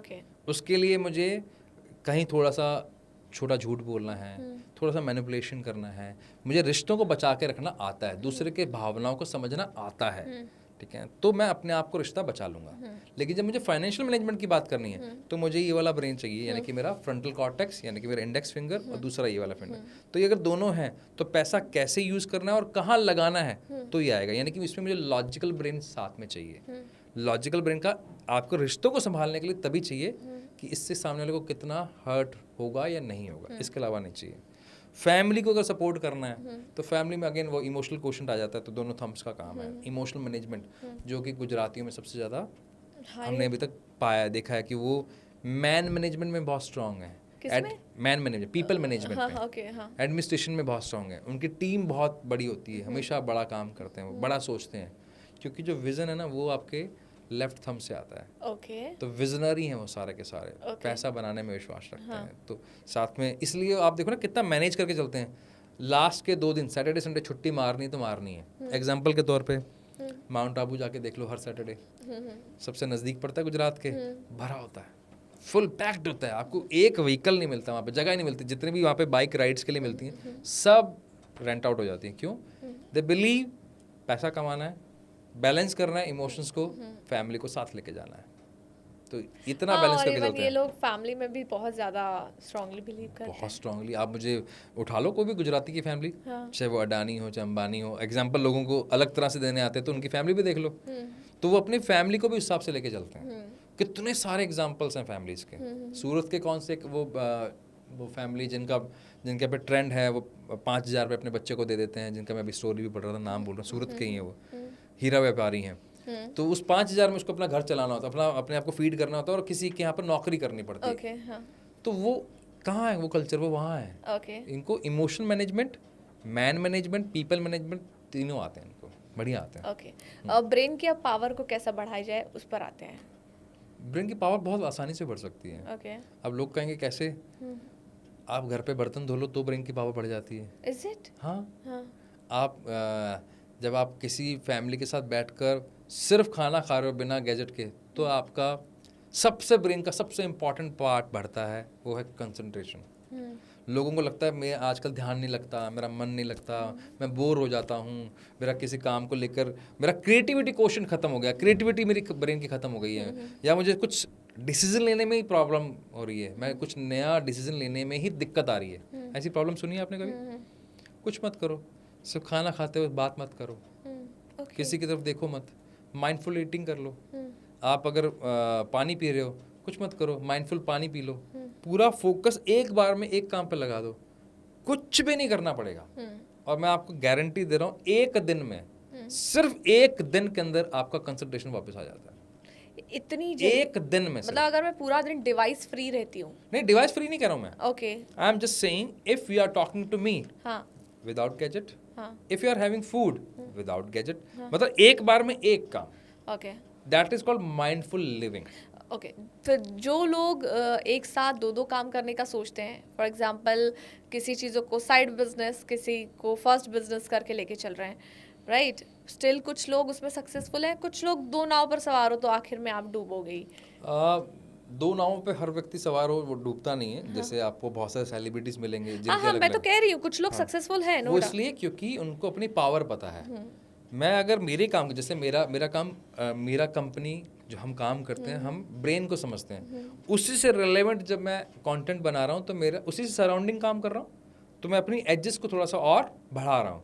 अब मेरे को लगा नहीं यार, मेरे को दुकान खोलनी है, शोरूम खोलना, खुद ही बैठना है, तो वो पॉसिबल नहीं है, प्रैक्टिकली पॉसिबल नहीं है। तो वहाँ that is called a poor multitasking. Otherwise अगर आप अपनी एजेस बढ़ा रहे हो, सेम फील्ड में रहते हुए डाइवर्सिफाइड नहीं कर रहे हो, जब वो ऑटोमेशन में आ जाए तब आप डाइवर्सिफाइड करो, या फिर इतना पैसा हो कि आप मैनेजर्स हायर कर सको जो मैनेज कर सकें और हिट झेल सको, यहाँ भी अगर नुकसान भी हो तो हम देख पाएंगे, तब मल्टीटास्किंग करो। लेकिन खाना खाते मोबाइल को देखना, ड्राइविंग करते मोबाइल चलाना, that is not called multitasking, that's a poor decision making कि आपके लिए क्या इंपॉर्टेंट है। Okay, okay. अब एंजाइटी को कैसे कंट्रोल किया जाए ब्रेन के जरिए? एंजाइटी हो, आप इमोशनली ब्रेकडाउन हो, कोई भी तकलीफ हो। देखो, पहले तो समझते हैं कि इमोशंस ना 3 तरह से स्टोर होते हैं। ओके, या तो जब मैं ब्रेकडाउन की बात कर रहा हूँ, मुझे उसकी बात, उसकी शब्द, उसकी टोन याद है, यानी कि ऑडिटरी टेम्परल लोब में स्टोर है। कईयों को आवाज़ याद आती है, कईयों को चेहरा याद आता है, मैं उसका फेस नहीं भूल पा रहा हूँ, उसको वो कैसे दिखती थी या दिखता है वो नहीं भूल पा रहा हूँ, तो विजुअली आपके स्टोर है वो। थर्ड होता है जिनको टच याद रहता है, फील याद रहता है, उसका हग, उसका टच, उसको वो चीज़ें याद रहती हैं, तो वो पैरेंटल लोब में स्टोर होती हैं। तो तीनों अलग अलग तरह से स्टोरेज है। तो कहाँ स्टोरेज है तो उसकी अलग अलग एक्टिविटी बनेगी, तो फिर लंबा हो जाएगा। फिर भी अगर इन तीनों को साइड में रख दें तो फिर आता है, एक आता है डिप्रेसिव थॉट्स, एक होता है एंशियस थॉट्स। ओके, डिप्रेसिव होता है जब आप पास्ट, प्रेजेंट से पास्ट में जाते हो, यार मेरे साथ ये गलत हुआ यार, मेरी मम्मी ने ये गलत किया यार, मेरे पापा ने ऐसे कर दिया, मेरी गर्लफ्रेंड थी ना, उसने ना बस पूछ मत इतना धोखा दिया, दूसरी ने वैसा किया, तीसरी आई, तो हमेशा पास्ट में रहेगा। मैंने बहुत दुख झेले हैं यार, मेरी लाइफ में इतने ज़्यादा दुख रहे हैं, मेरे पास खाने के लिए खाना नहीं होता था यार, वो हमेशा पास्ट में बात करे। आज वो एकदम रिच होगा तो भी वो पास्ट में ही रहेगा। तो ये सारे डिप्रेसिव थॉट्स हैं, पुराने पेन को नहीं भूल पाते। तो ऐसे में आपको हेल्प करता है इमोशनल फ्रीडम टेक्निक, एक टैपिंग टेक्निक होती है। यूट्यूब पर जाएंगे, बहुत सारे अच्छे यूट्यूबर्स ने बना के दिया हुआ है। ब्रह्म कुमारी करवाती हैं इसकी प्रैक्टिस। माइग्रेन तक का पेन इससे ठीक होता है, इमोशनल पेन इससे ठीक होता है, गोल सेटिंग इसमें होती है, करियर अगर आपको स्टेबल करना है तो इससे होता है, किसी भी तरह का पेन को दूर करना है फिजिकल या मेंटल तो उससे दूर होता है। इवन आर्मीज इसको यूज़ करती हैं पहले स्टिचेस लगाने से पहले, ताकि आपका पेन कम हो जाए। PTSD, post traumatic stress disorder तक का पेन EFT से दूर हो जाता है। तो वो टैपिंग टेक्निक्स होती हैं। ओके, कुछ बता सकते हैं उस टेक्निक के बारे में? टैपिंग टेक्निक क्या होती है, बहुत इंटरेस्टिंग है। आपने कभी देखा है जब भी किसी के घर में डेथ होती है तो कैसे रोते हैं वो? कहाँ हाथ जाता है जब रोते हैं? तो लेडीज नॉर्मली जब रोते हैं सर पे, आंखों पे, नॉर्मली यहाँ हाथ जाता है। ओके, हाँ, छाती पीटती हैं वो। तो अगर आप किसी गांव से कोई बिलोंग करता हो, अगर आप लोग भी, तो आप नोट करना यहाँ पे ऐसे जोर से मारा जाता है, ठीक है ना? क्योंकि आप मुंबई से तो आपके वहाँ पे ट्रेंड नहीं होगा, थोड़ा सा सोफिस्टिकेटेड हो गए होंगे वहाँ पे लोग। एक्चुअली में यहाँ टैप किया जाता है। क्यों किया जाता है? हाँ, मुझे याद आया, जैसा आप कह रहे हैं ना, तो फिल्मों में वगैरह हमने देखा हुआ है, राइट? हाँ, क्योंकि यहाँ पे थाइमस ग्लैंड है। ओके। इस थाइमस ग्लैंड पर हाँ, अच्छा, आपकी बॉडी ना सबसे स्मार्ट कंप्यूटर है। हाँ, वो आपको बाय डिफॉल्ट वहीं लेके जाती है जहाँ चीज़ें स्टोर होती हैं, आप इग्नोर करते हो। तो यहाँ क्या स्टोर होता है? दुख, किसी भी तरह की गिल्ट, किसी तरह के रिग्रेट, तो ये थाइमस ग्लैंड है। तो जब कोई व्यक्ति मरता है या कोई घर से चला जाता है तो यहाँ इसलिए पीटा जाता है ताकि यहाँ से वो दुख बाहर निकले। ओके। यहाँ स्टोर है। हाँ, अच्छा, कोई आपने देखा है कि जब किसी की इंसल्ट होती है, हाँ, बेइज्जती कर दी, किसी को झाड़ पड़ गई, पब्लिक में किसी ने बेइज्जती कर दी, तो क्या बोलता है? मेरी नाक काट दिया है उसने। हाँ, क्यों बोलता है ऐसे? क्योंकि जो शेम है, इंसल्ट है, वो नाक के नीचे यहाँ स्टोर होती है एज पर साइंस। ओके। अब आप देखो, हमारे लैंग्वेज भी वही है जो हमें बताया जा रहा है। हाँ, आपकी नाक का सवाल है, नाक काट दी, क्योंकि जितनी भी इंसल्ट हुई आज तक वो सब यहाँ स्टोर है। हाँ, अब मैं अगर यहाँ टैप कर दूँ तो वो इंसल्ट बाहर चली जाएगी। अब यही जगह खाली है, यहाँ मैं कुछ नया कर सकता हूँ। जब आप छोटे मोटे कन्फ्यूजन्स में होते हो या छोटा मोटा सोच रहे हो तो आप चिन पे हाथ रखते हो। हाँ, सोच में स्टीव जॉब का ये फेमस पोज है। हाँ, हाँ, हाँ, ये क्या है? ये आपकी द्वंद्व जो है वो यहाँ स्टोर होते हैं, ड्यूअलिटी जिसको बोलते हैं आप, कंफ्यूजन यहाँ से। लेकिन जब आप डीप थॉट में होते हो, गहरी सोच में होते हो, तब यहाँ होता है। हाँ, होता नहीं होता? जब आप परेशान हो जाते हो कई बार, वो यहाँ आईब्रोज के यहाँ स्टोर होता है। हाँ। तो आपकी खुद की बॉडी ऐसी है जो जो आपको एक इंस्ट्रक्ट करती है, लेकिन हम समझ नहीं पाते हैं। एग्जैक्टली इसी वजह से अगर आप खाली यहाँ टैप कर दो, मेरा दुख है, आई एम फीलिंग सैड, मेरा मन नहीं लग रहा, तो यहाँ टैप कर दो, yes I am feeling sad. पहले एक्सेप्ट करना पड़ेगा, हाँ मेरा मन नहीं लग रहा, उसकी बहुत याद आ रही, but I accept it. Now I am feeling strong, I love myself, I work for myself, I am happy. तो पहले आपने नेगेटिव बोला, यानी कि जो आपको पेन है उसको बोला, हाँ भाई है यार, अब क्या करूँ, तो उसको बाहर निकाला। क्योंकि मैं अपने आप से बहुत प्यार करता हूँ तो मैं ये कर सकता हूँ। तो आप इतना सा भी काम करते हो ना भावना जी, तो ये सारी प्रॉब्लम सॉल्व हो जाती है सिर्फ टैप करने से। ओके। आपको कन्फ्यूज़न है, हाँ कर दो, यहाँ पे कर दो, यहाँ मुझे कन्फ्यूज़न हो रहा है, मुझे समझ में नहीं आ रहा कि मैं ये वाला पॉडकास्ट करूँ कि नहीं करूँ, लेकिन अब मुझे क्लैरिटी मिल रही है। आपको नहीं मिली लेकिन आप क्लैरिटी मिल रही है, तो आपके यहाँ से कन्फ्यूज़न निकल गया, तो आपको क्लैरिटी मिलना शुरू हो जाएगा। क्यों हो जाएगा? अब इंटरेस्टिंग ब्रेन का काम है। ब्रेन के अंदर एक बहुत इंटरेस्टिंग एक पार्ट है जिसका नाम है RAS, ओके। जिसको बोलते हैं रेटिकुलर एक्टिवेटिंग सिस्टम। और रेटिकुलर एक्टिवेटिंग सिस्टम का काम है, आपने ध्यान लगाया एक चीज़ पर तो सब चीज़ें ब्लर हो जाएंगी। आपको शाहरुख खान की फिल्म में ध्यान है? किसी चीज़ को ना वो नहीं, एक कौन सी मूवी थी, मैं नाम याद करूँ, जिसमें सुष्मिता सेन शायद उसकी टीचर होती है। ओके, मैं हूँ ना। हाँ, मैं हूँ ना। तो जब वो आती थी तो सब चीजें साइड में हो जाती थी, सिर्फ पूरा फोकस कहाँ चला था? सुष्मिता सेन पे। एम आई राइट? तो ब्रेन ऐसे ही काम करता है। ओके। आपको एक चीज कोई पसंद आई, हाँ, अच्छी बुरी वो आप तय करो। आपको कार पसंद आई, आपको घर पसंद आया, आपको करियर पसंद आया, आपको गोल्ड की रिंग पसंद आई, आपको एक डायमंड रिंग पसंद आई, आपको ये शायद माइक पसंद आया, अब आपकी एक एस्पिरेशन हो गया यार ये लेना है, एक वर्ल्ड टूर। अब आपका ब्रेन क्या करेगा? सब चीजें ब्लर कर देगा जो पहले दिख रही थी। उसका काम ही यही है, वो फिल्टर लगाने का काम है। अब आपका ध्यान जब भी निकलोगे फ्लैक्स वैसे दिखेगा, पोस्टर हाँ, वैसे जिस दिखेंगे। चीज़ को कॉन्सेंट्रेट करो, अगर मैं इसी रूम में किसी को कह दूं कि ब्लैक कलर ढूंढे, तो हमारा दिमाग पूरा ब्लैक आप और छोड़ो, आपको एक कार पसंद आ जाए, क्या है मेरे को ब्लू कलर की ये वाली मेरे को मर्सिडीज या BMW लेनी है, आपको वही दिखेगी, आपको लगेगा यार कितने लोगों के पास है, कि पहले नहीं दिख रही थी। पहले क्यों? क्योंकि आपका ब्रेन के पास मैसेज नहीं था क्या दिखाना है। जैसे आपने बोला क्या दिखाना है, तो सब मतलब वो आपके कैमरे में जो मैक्रो सेटिंग होती है ना, हाँ। जो पोर्ट्रेट वाली, बाकी सब ब्लर कर दो, फोकस एक पे ले जाओ, तो वो है। तो जैसे आपने टैप किया, एक्सेप्ट किया, ब्रेन के पास मैसेज गया, यार ये तो अपनी गलती मान रहा है। ब्रेन किस लिए? अच्छा, ब्रेन का काम क्या है? हाँ। ब्रेन का काम है आपको बचा के रखना। ओके। किसी भी कीमत पर आपको खुश रखना ही ब्रेन का काम। ब्रेन आपका नौकर है, उसका काम है आपको किसी भी कीमत पर खुश रखना, और इसके अलावा कोई काम नहीं है। ओके। आपको जिस चीज़ में खुशी मिलती है वो दिलाएगा। आपको हवा में सोचने की, डे ड्रीमिंग करने की, बैठे बैठे सपनों में खो जाने में मिलती है, ब्रेन वो काम कराएगा। आपको खाना खाने में खुशी मिलती है, आपको वो खिलाएगा। आपका इंडल्ज होना चाहते हो आप किसी गलत काम में, आपको वो करवाएगा। आपको खुशी मिलनी चाहिए। आपको सिर्फ ब्रेन को इंस्ट्रक्शंस देने आना बस। चाहिए। अब इस टॉपिक पर आ जाते हैं कि अगर मुझे अपने ब्रेन को अच्छे से अच्छे इंस्ट्रक्शंस देने हैं, इवन कुछ इंस्ट्रक्शन तो शायद मुझे भी नहीं पता, जो मेरी लाइफ से रिलेटेड है, मेरी लाइफ के मेरे कुछ अच्छा मेरा कोई गोल है उससे रिलेटेड है, तो फिर भी मैं इंस्ट्रक्शन दे दूंगी, बट मुझे ही नहीं पता मुझे क्या करना है। दैट बहुत सिंपल है। एक तो उस गलतफहमी में मत पालो जो आजकल सिखाई जा रही हैं, पॉजिटिव रहो। ये पॉजिटिव नाम की कोई चीज़ नहीं होती। ओके। ये गधा बनाने का काम है। हाँ। वो बनाया जा रहा है, बेवकूफ़ बनाया जा रहा है। कैसे रह सकता हूँ? आप मान लो मेरे से अभी कोई ऐसी बात बोल दो जो अच्छी ना हो, तो मुझे बुरा लगेगा भाई। हाँ। That's true obvious. मान लीजिए मैं आपको टाइम दे के ना हूँ, कैसा लगेगा आपको? हाँ, of course। और मैं आपको, अरे भावना जी पॉजिटिव रहा करो, ये क्या बकवास है। हाँ। यहाँ इतना सा करना है कि अगर आपके साथ कुछ गलत है या आपका मन दुखा है, आप उसको एक्सेप्ट करो। ओके। हाँ भाई, यही आपका रोज का काम है। जब तक आप उसे एक्सेप्ट नहीं करोगे तो वो कहाँ गया? न्यूरोसाइंस ये कहती है, जिसको आपने शास्त्रों में सुना हुआ है, कर्म कर फल की इच्छा मत कर। उसका कॉन्सेप्ट ये था, अगर मुझे आपसे बात करते हुए या आपकी वजह से या आपको मेरी वजह से कोई ठेस पहुंची है, तो 90 सेकंड के बाद उसके रिलेटेड एक इमोशन, एक केमिकल ट्रिगर होगा ब्रेन में। ओके। 90 सेकंड के बाद। हाँ। और वो फिर स्टोर होगा।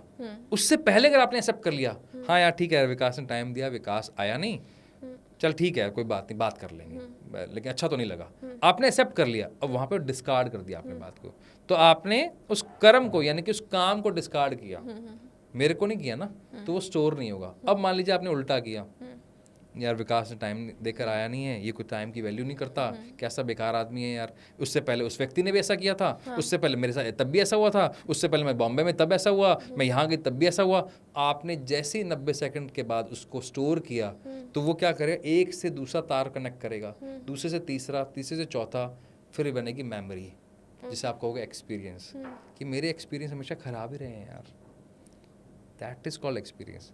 अब यहीं आपने इस तार को काट देते, आपको पुराना कुछ याद ही नहीं आता, वो स्टोरी नहीं है। अब ब्रेन के अंदर स्टोरेज तो है, इस फोन के अंदर मेरे अगर कुछ गलत है, स्टोर है तो ही तो गलत है। Of course. अगर मेरे है ही नहीं, कर दूं, हाँ। मैं डिलीट कर दूं, या मैंने देखा ही नहीं, या मैंने कुछ सेव ही नहीं किया ऐसा किसी भी रूप से, तो क्या मेरे फोन में है? नहीं है ना, तो मेरे ब्रेन में स्टोर क्यों है? आई हैव टू डिसाइड कि क्या रहना है। तो लाइफ सही तरीके से जीने का तरीका यही है। तो जब आप लाइफ को किसी एंगल से देखते हो, तो you have to accept your all emotions. तो आपको जब एक्सेप्टेबिलिटी नहीं आएगी, तब आप कर ही नहीं पाओगे। तो अभिषेक कर ने मुझे बहुत अच्छी चीज़ सिखाई थी कि अगर वो व्यक्ति या वो इंसिडेंट आपकी लाइफ में अगले 1 साल के बाद या अगले 10 दिन के बाद भी नहीं रहने वाला, तो उसको लेके सोचना ही नहीं चाहिए।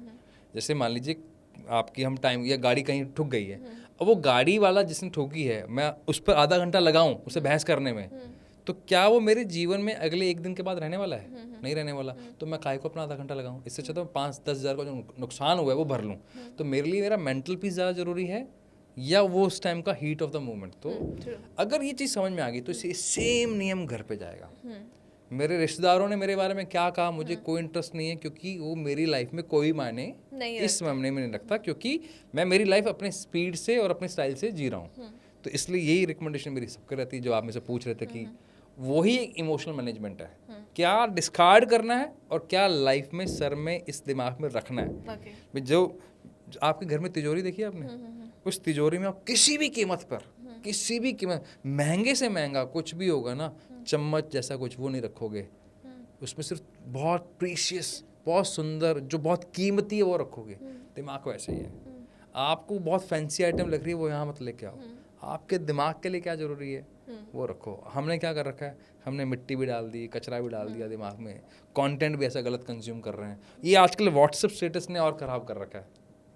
पहले व्हाट्सएप स्टेटस पे किसी ने चेक किया दुनिया मतलब ही है, दूसरे पे आया हुआ है प्यार ही सब कुछ है, तीसरे पे आया हुआ माँ बाप सब कुछ है, चौथे पे माँ ने धोखा दिया। अरे भाई आप ये सोचो आप क्या कंटेंट कंज्यूम कर रहे हो, तो इससे आपकी डिसीजन पावर भी वीक होती है। तो आपको ना कभी स्टेटस देखना चाहिए और स्क्रॉल भी करना तो एक लिमिटेड टाइम के लिए करना चाहिए। अब ब्रेन की पावर को ना मैं 3 तरीके से समझना चाहती हूँ। एक तो पहले कि मुझे टेक्निक्स जाननी है कि कौन कौन सी टेक्निक्स हैं कि जिससे हमारी ब्रेन की पावर बढ़ सकती है या फिर वो कुछ और चीज़ों में भी यूज़ हो सकती है। सेकंड विच इज़ अगर मैनिफेस्टेशन हम कर रहे हैं तो उसमें ब्रेन कैसे हेल्पफुल रहता है। थर्ड, अगर मुझे फाइनेंशियली बहुत स्ट्रांग बनना है, whatever I am earning today I want to double it in next 2 to 3 years, कैसे किया जाए।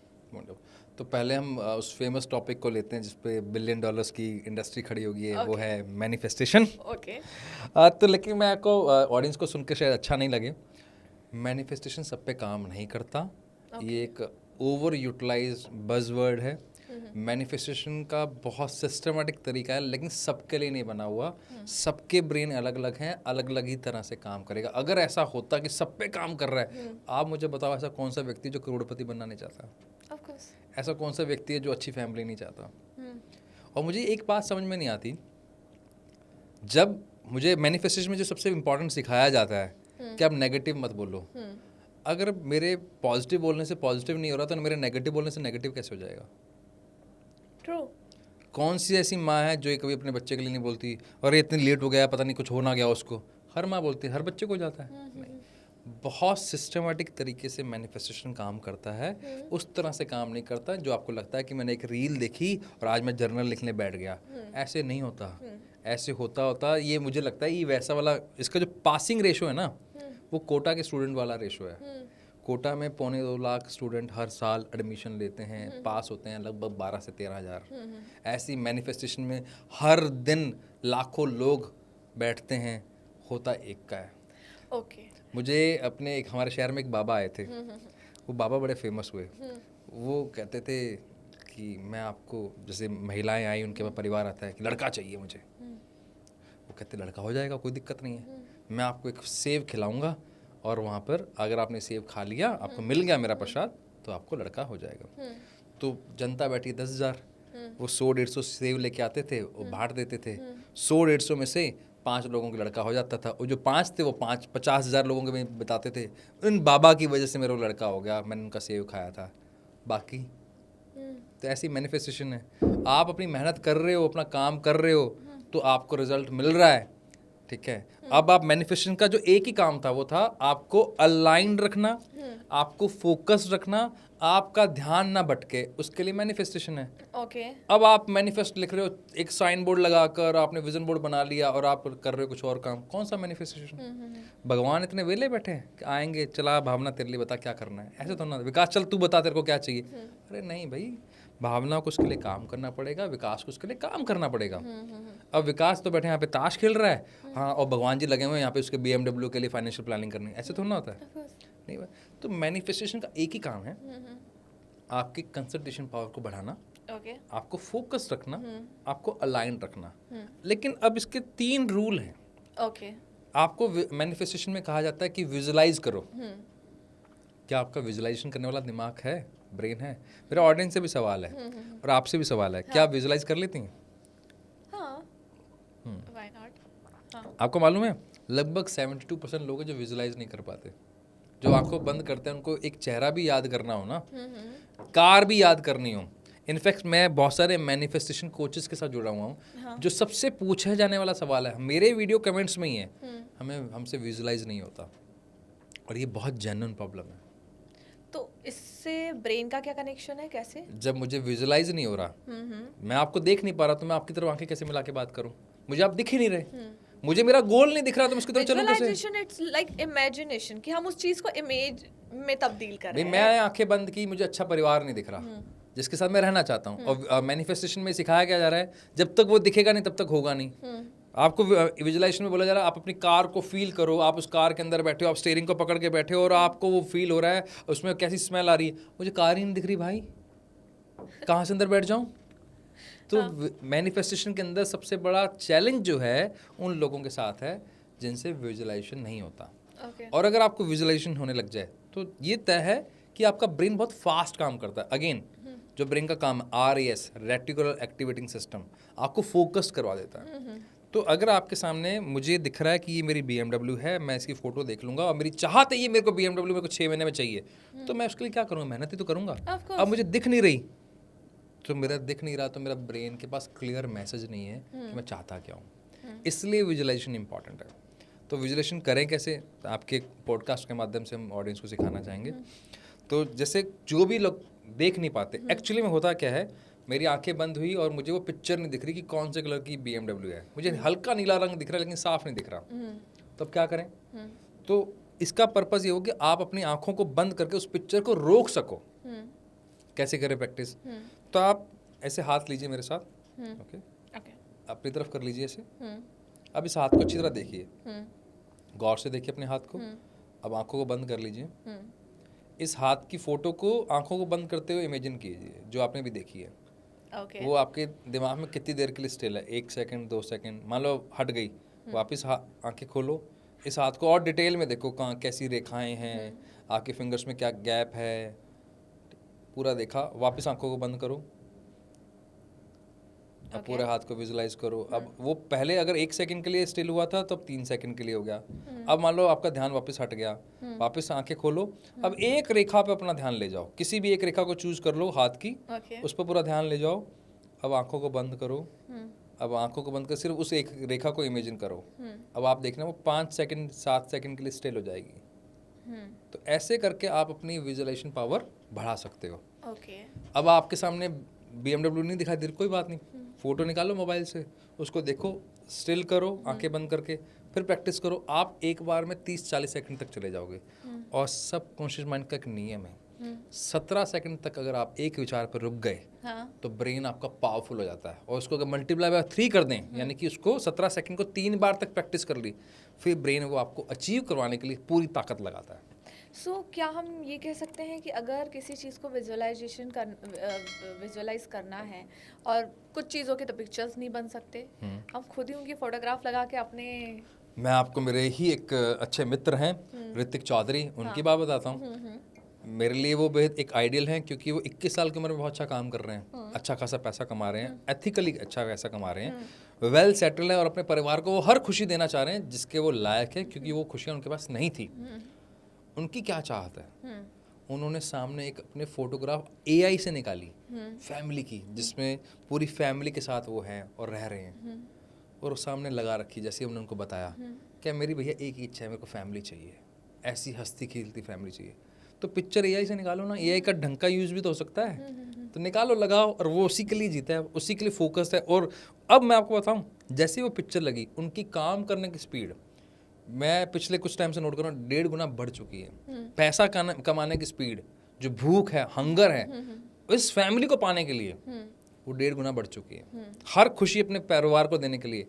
आ गई ना बात इमोशंस की, इमोशन कनेक्ट हुआ तो आप दौड़ते हो, और आपको हर चीज़ point to point, dot to dot, जैसे भगवान आपके लिए रेड कारपेट लगा के बैठा है। आ तो सही यार, एक बार तो को तो तैयार बैठा है। इससे ज़्यादा स्ट्रॉन्ग हो सकता है, ये हम कह सकते हैं। आपकी पावर बढ़ जाती है। जैसे आपको वैसे दौड़ना हो और आपके पीछे कुत्ता लगाओ, दोनों में फ़र्क है, एक भागना होता है, एक दौड़ना होता है ना। तो बस वही है, तो वहाँ के पीछे इमोशन कैसा है, आप वैसे दौड़ेंगे, बस वाली बात है। फाइनेंस के लिए, फाइनेंशियली और ज़्यादा स्ट्रॉन्ग बनना हो, उसके लिए कॉन्सेंट्रेट बढ़ाना पड़ेगा। ऑब्वियसली 2-3 चीज़ें हैं फाइनेंस के लिए मैं, लेकिन 2-3 चीज़ें बहुत क्लियर बता देता हूँ कि जब हम फाइनेंस की बात करते हैं, पैसा कमाने की बात करते हैं, लोग इसको इंट्राडे ट्रेडिंग से जोड़ देते हैं, शेयर ट्रेडिंग से जोड़ देते हैं। शेयर ट्रेडिंग वही व्यक्ति कर पाएगा जिसका फ्रंटल कॉर्टेक्स राइट का और ऑसिपिटल या अदर लेफ्ट का मिला होगा। वो इसके अलावा शेयर ट्रेडिंग कोई भी कर रहा है वो नहीं कर पाएगा। और ये कैसे आएगा? जैसे हर वो व्यक्ति, ये बहुत इंपॉर्टेंट है, ध्यान से सुनिएगा, जो व्यक्ति छोटी छोटी गलतियां करते हैं, 8 + 4 12 होता है, गलती से 12 बोलने के बजाय -4 कर दिया, 11 बोल दिया। ये जो छोटी छोटी मिस्टेक्स हैं जो कैलकुलेशन में करते हैं, वो ये ब्रेन उसके लिए नहीं बना हुआ। जो बहुत इम्पल्सिव हैं, तुरंत प्रभाव से डिसीजन लेते हैं, बिना सोचे समझे हर चीज में रिएक्ट कर जाते हैं, वो ब्रेन इंट्राडे ट्रेडिंग के लिए नहीं बना हुआ। तो यहाँ पर क्रिएटिव ब्रेन लगता है, यानी कि पिक्चर्स को स्टोर करना, अगले 4 मूव क्या हो सकते हैं उस डेटा को स्टोर करना, और ऑब्जर्वेशन, ये दोनों अगर हैं तो ही आप इंट्राडे ट्रेडिंग कर पाओगे, अदरवाइज नहीं कर पाओगे। और ये कॉम्बिनेशन हर किसी को नहीं मिलता। ऑब्वियसली मिलता है तो ट्रेनिंग तो चाहिए। तो शेयर ट्रेडिंग से अगर आप सोच रहे हो पैसा कमाने का, इंट्राडे की बात कर रहा हूँ, तो अगर ये नहीं है तो मत कीजिए आप। बाकी फाइनेंस को संभालने के लिए मैं हर बार ये बोलता हूँ कि पैसा बहुत कीमती है, उसकी तरफ मोहब्बत रखिए, उसकी तरफ प्यार रखिए, उसको सहेजिए, उसको फील कीजिए। आपके इमोशन जागृत होंगे। कैसे? अगर मेरे पास ये गाड़ी आ गई तो यार मेरी फैमिली कितना कंफर्टेबल फील करेगी, मेरा कॉन्फिडेंस बढ़ जाएगा, मेरे फादर की आंखों में वो चमक होगी कि मेरे बेटे ने इतनी बढ़िया कार खरीदी है, सोसाइटी में उनका नाम होगा। मैं चाहे नाम के लिए नहीं कर रहा, लेकिन मेरे पापा के जो चेहरे पे जो कॉन्फिडेंस दिखेगा कि मेरे बेटे या मेरी बेटी ने करके दिखाया, ये इमोशन लेके आइए। जब आप इमोशन लेके आते हो तो आपका ब्रेन का RAS फिर एक्टिव हो जाता है कि चल तुझे कार दिलाते हैं। वो तो जिन है, जो आप बोलोगे वो देने के लिए तैयार है, लेकिन आपके इंस्ट्रक्शन क्लियर होने चाहिए। तो आपका फाइनेंशियल मैनेजमेंट अगर आप चाहते हो कि मेरे बैंक अकाउंट में 60 लाख रुपए, 1 करोड़ रुपए होने चाहिए डाउन द लाइन 2 साल, बिठाओ एडवाइजर को, बता मुझे कितना महीने का डालना है, कितना मैं सेव करूं, कितना पैसा तुझे दूं मैं कि यहाँ मैं लगाऊं, चाहे म्यूचुअल फंड हो, चाहे वो शेयर हो, या कहीं पे भी हो, जो भी आपका फाइनेंशियल एडवाइजर आपको एडवाइस करता है। तो आपको टारगेट मिल गया ना कि 1.5 लाख रुपए अगर तू हर महीने कमाएगा तो 12 महीने में तेरे पास 60 लाख रुपए हो जाएगा, मान लेते हैं एग्जांपल के तौर पे। तो आपको target deep down reverse engineering कर लो। भी आपने 2 करोड़ की बात की, आज 2025 में बैठे हैं, आप कह रहे हो 2027 तक मुझे 2 करोड़ रुपए चाहिए, तो 24 महीने हैं आपके पास। 24 महीने को 2 करोड़ को डिवाइड करो, पर्टिकुलर एक अमाउंट आ गया, उस अमाउंट को कमाने के लिए अब आपको क्या स्किल सेट चाहिए वो निकाल लो, बस हो गया काम। तो फाइनेंशियल मैनेजमेंट आपको ये क्लियर कर देगा कि इसका कंपाउंडिंग इफेक्ट कैसे लगेगा। स्किल सेट के लिए आपको कोच चाहिए, कोच के साथ बैठो, that's it. Okay, last zone में आते हैं, टेक्निक्स कुछ बता दीजिए आप। अच्छा, टेक्निक्स, ओके। जैसे हमने विजुअलाइजेशन टेक्निक की थी ना, तो एक, जब भी आप कोई भी काम करने बैठे हैं, चाहे आप पॉडकास्ट लेने बैठे हैं, चाहे मैं मीटिंग में जा रहा हूँ, किसी भी तरह के मैं किसी भी जोन में हूँ, जब मैं दूसरे जोन में शिफ्ट हो रहा हूँ तो उसके लिए ब्रेन की ट्रेनिंग लगती है। एग्जाम्पल के तौर पे, आपने कभी क्रिकेट मैच देखा है? जो वहाँ पर स्टेडियम के बाहर लोग जो टीम बैठी है और जो स्टेडियम के अंदर खेल रही है, उनके माइंडसेट पे क्या फ़र्क होता है? जैसे ही वो व्यक्ति, जैसे मैं एग्जांपल के तौर पे, बहुत इसको डीप में समझिएगा, एक व्यक्ति अभी फील्डिंग करके गया है, अपने उसमें रूम में चला गया, अगली बार बैटिंग उसकी आने वाली है, वापस जब वो बैटिंग करने आता है, तो बैटिंग करने आते जब पूरे स्टेडियम में जब वो चक्कर लगा रहा होता है, जब तक वो पिच पे पहुंचता है तो ना वो स्ट्रेचिंग करता है, एक्सरसाइज करता है, मूवमेंट करता है। क्यों करता है? अपने आप को फ्री करने के लिए, अपने आप को ये बताने के लिए कि दोस्त अब मैं रूम में नहीं हूँ, अब मैं इस फील्ड पे हूँ। तो मैं ब्रेन को बता रहा हूँ, अपनी बॉडी को बता रहा हूँ, और अपने उस मन को बता रहा हूँ जो कहीं और है। तो यानी कि मेरा माइंड, मेरा ब्रेन और मेरा बॉडी, ये तीनों का अलाइन होना जरूरी है। तो उसके लिए उनके पास वहाँ करने का क्या तरीका है? वो स्ट्रेचिंग करते हैं, एक्सरसाइज करते हैं, बैट को देखते हैं, बैट की तरफ से ऐसे इशारे करते हैं, कुछ मूवमेंट्स करते हैं, ताकि पूरी बॉडी अलाइन हो जाए। और जब आप और मैं बैठते हैं पॉडकास्ट करने के लिए, किसी मीटिंग के लिए, क्या करते हैं? हमारा बैटल ग्राउंड तो यही है, हम लोग बैठते हैं, पहले बात करते हैं, है ना, अलाइन होते हैं। हाँ। इसीलिए जब आप वो अलाइनमेंट कर लिया, अच्छी बात है। अदरवाइज आप अपने ब्रेथ पर वर्क कर लो, ठीक है ना। एक ब्रेथ होती है 4-4-6, ओके, ठीक है। तो आप मेरे साथ साथ प्रैक्टिस कर सकते हो, ओके, ठीक है। तो 4-4-6 क्या है? आप इनहेल करोगे 4 सेकंड के लिए, ओके, अंदर होल्ड करोगे 4 सेकंड के लिए, और 6 सेकंड के लिए आप एक्सहेल करोगे। तो आपका ब्रेन काम में रिलैक्स हो जाता है और आप उस सिचुएशन को अडेप्ट करने की पावर रखते हो जिस सिचुएशन में आप एंटर कर रहे हो, ओके, ठीक है। तो इसे कोई भी प्रैक्टिस करता है, 4 सेकंड के लिए आंखें बंद करो, अंदर सांस लो, अंदर 4 सेकंड के लिए रोक लो, फिर 6 सेकंड के लिए धीरे धीरे बाहर निकालो, तो वो कर सकते हो। एक टेक्निक बहुत अच्छी है जो नेवी सील्स करते हैं। नेवी सील्स समझते हैं? नहीं, बताया। जैसे अपने इंडिया में NSG कमांडो होते हैं, उससे पावरफुल कोई कमांडो नहीं है। ऐसे ही USA की आर्मी है जिसमें नेवी सील्स हैं, ओके, बराबर की इक्विवेलेंट पकड़ लो, इतनी टफ ट्रेनिंग होती है। ओके, उस यूएस आर्मी ने और हार्वर्ड मेडिकल ने दोनों ने मिलकर एक कंबाइंड स्टडी की कि अगर वॉर सिचुएशन है, इराक में मेरे सोल्जर हैं या किसी ऐसी जगह पर हैं, तो वो अपने डिसीजन को कैसे लेते हैं, और वो जो डिसीजन लेते हैं क्योंकि फील्ड पे तो वो हैं, उस डिसीजन को कैसे और बढ़िया उनका बनाया दिमाग जाए, कितना पावरफुल होगा उस वक्त। हाँ, ओके। और वो डिसीजन कैसे और बेटर करें। जैसे जब कोई घर में दो झगड़े हो रहे हों, तब कोई डिसीजन लेने की सिचुएशन होती है, आपको शांत होना पड़ेगा।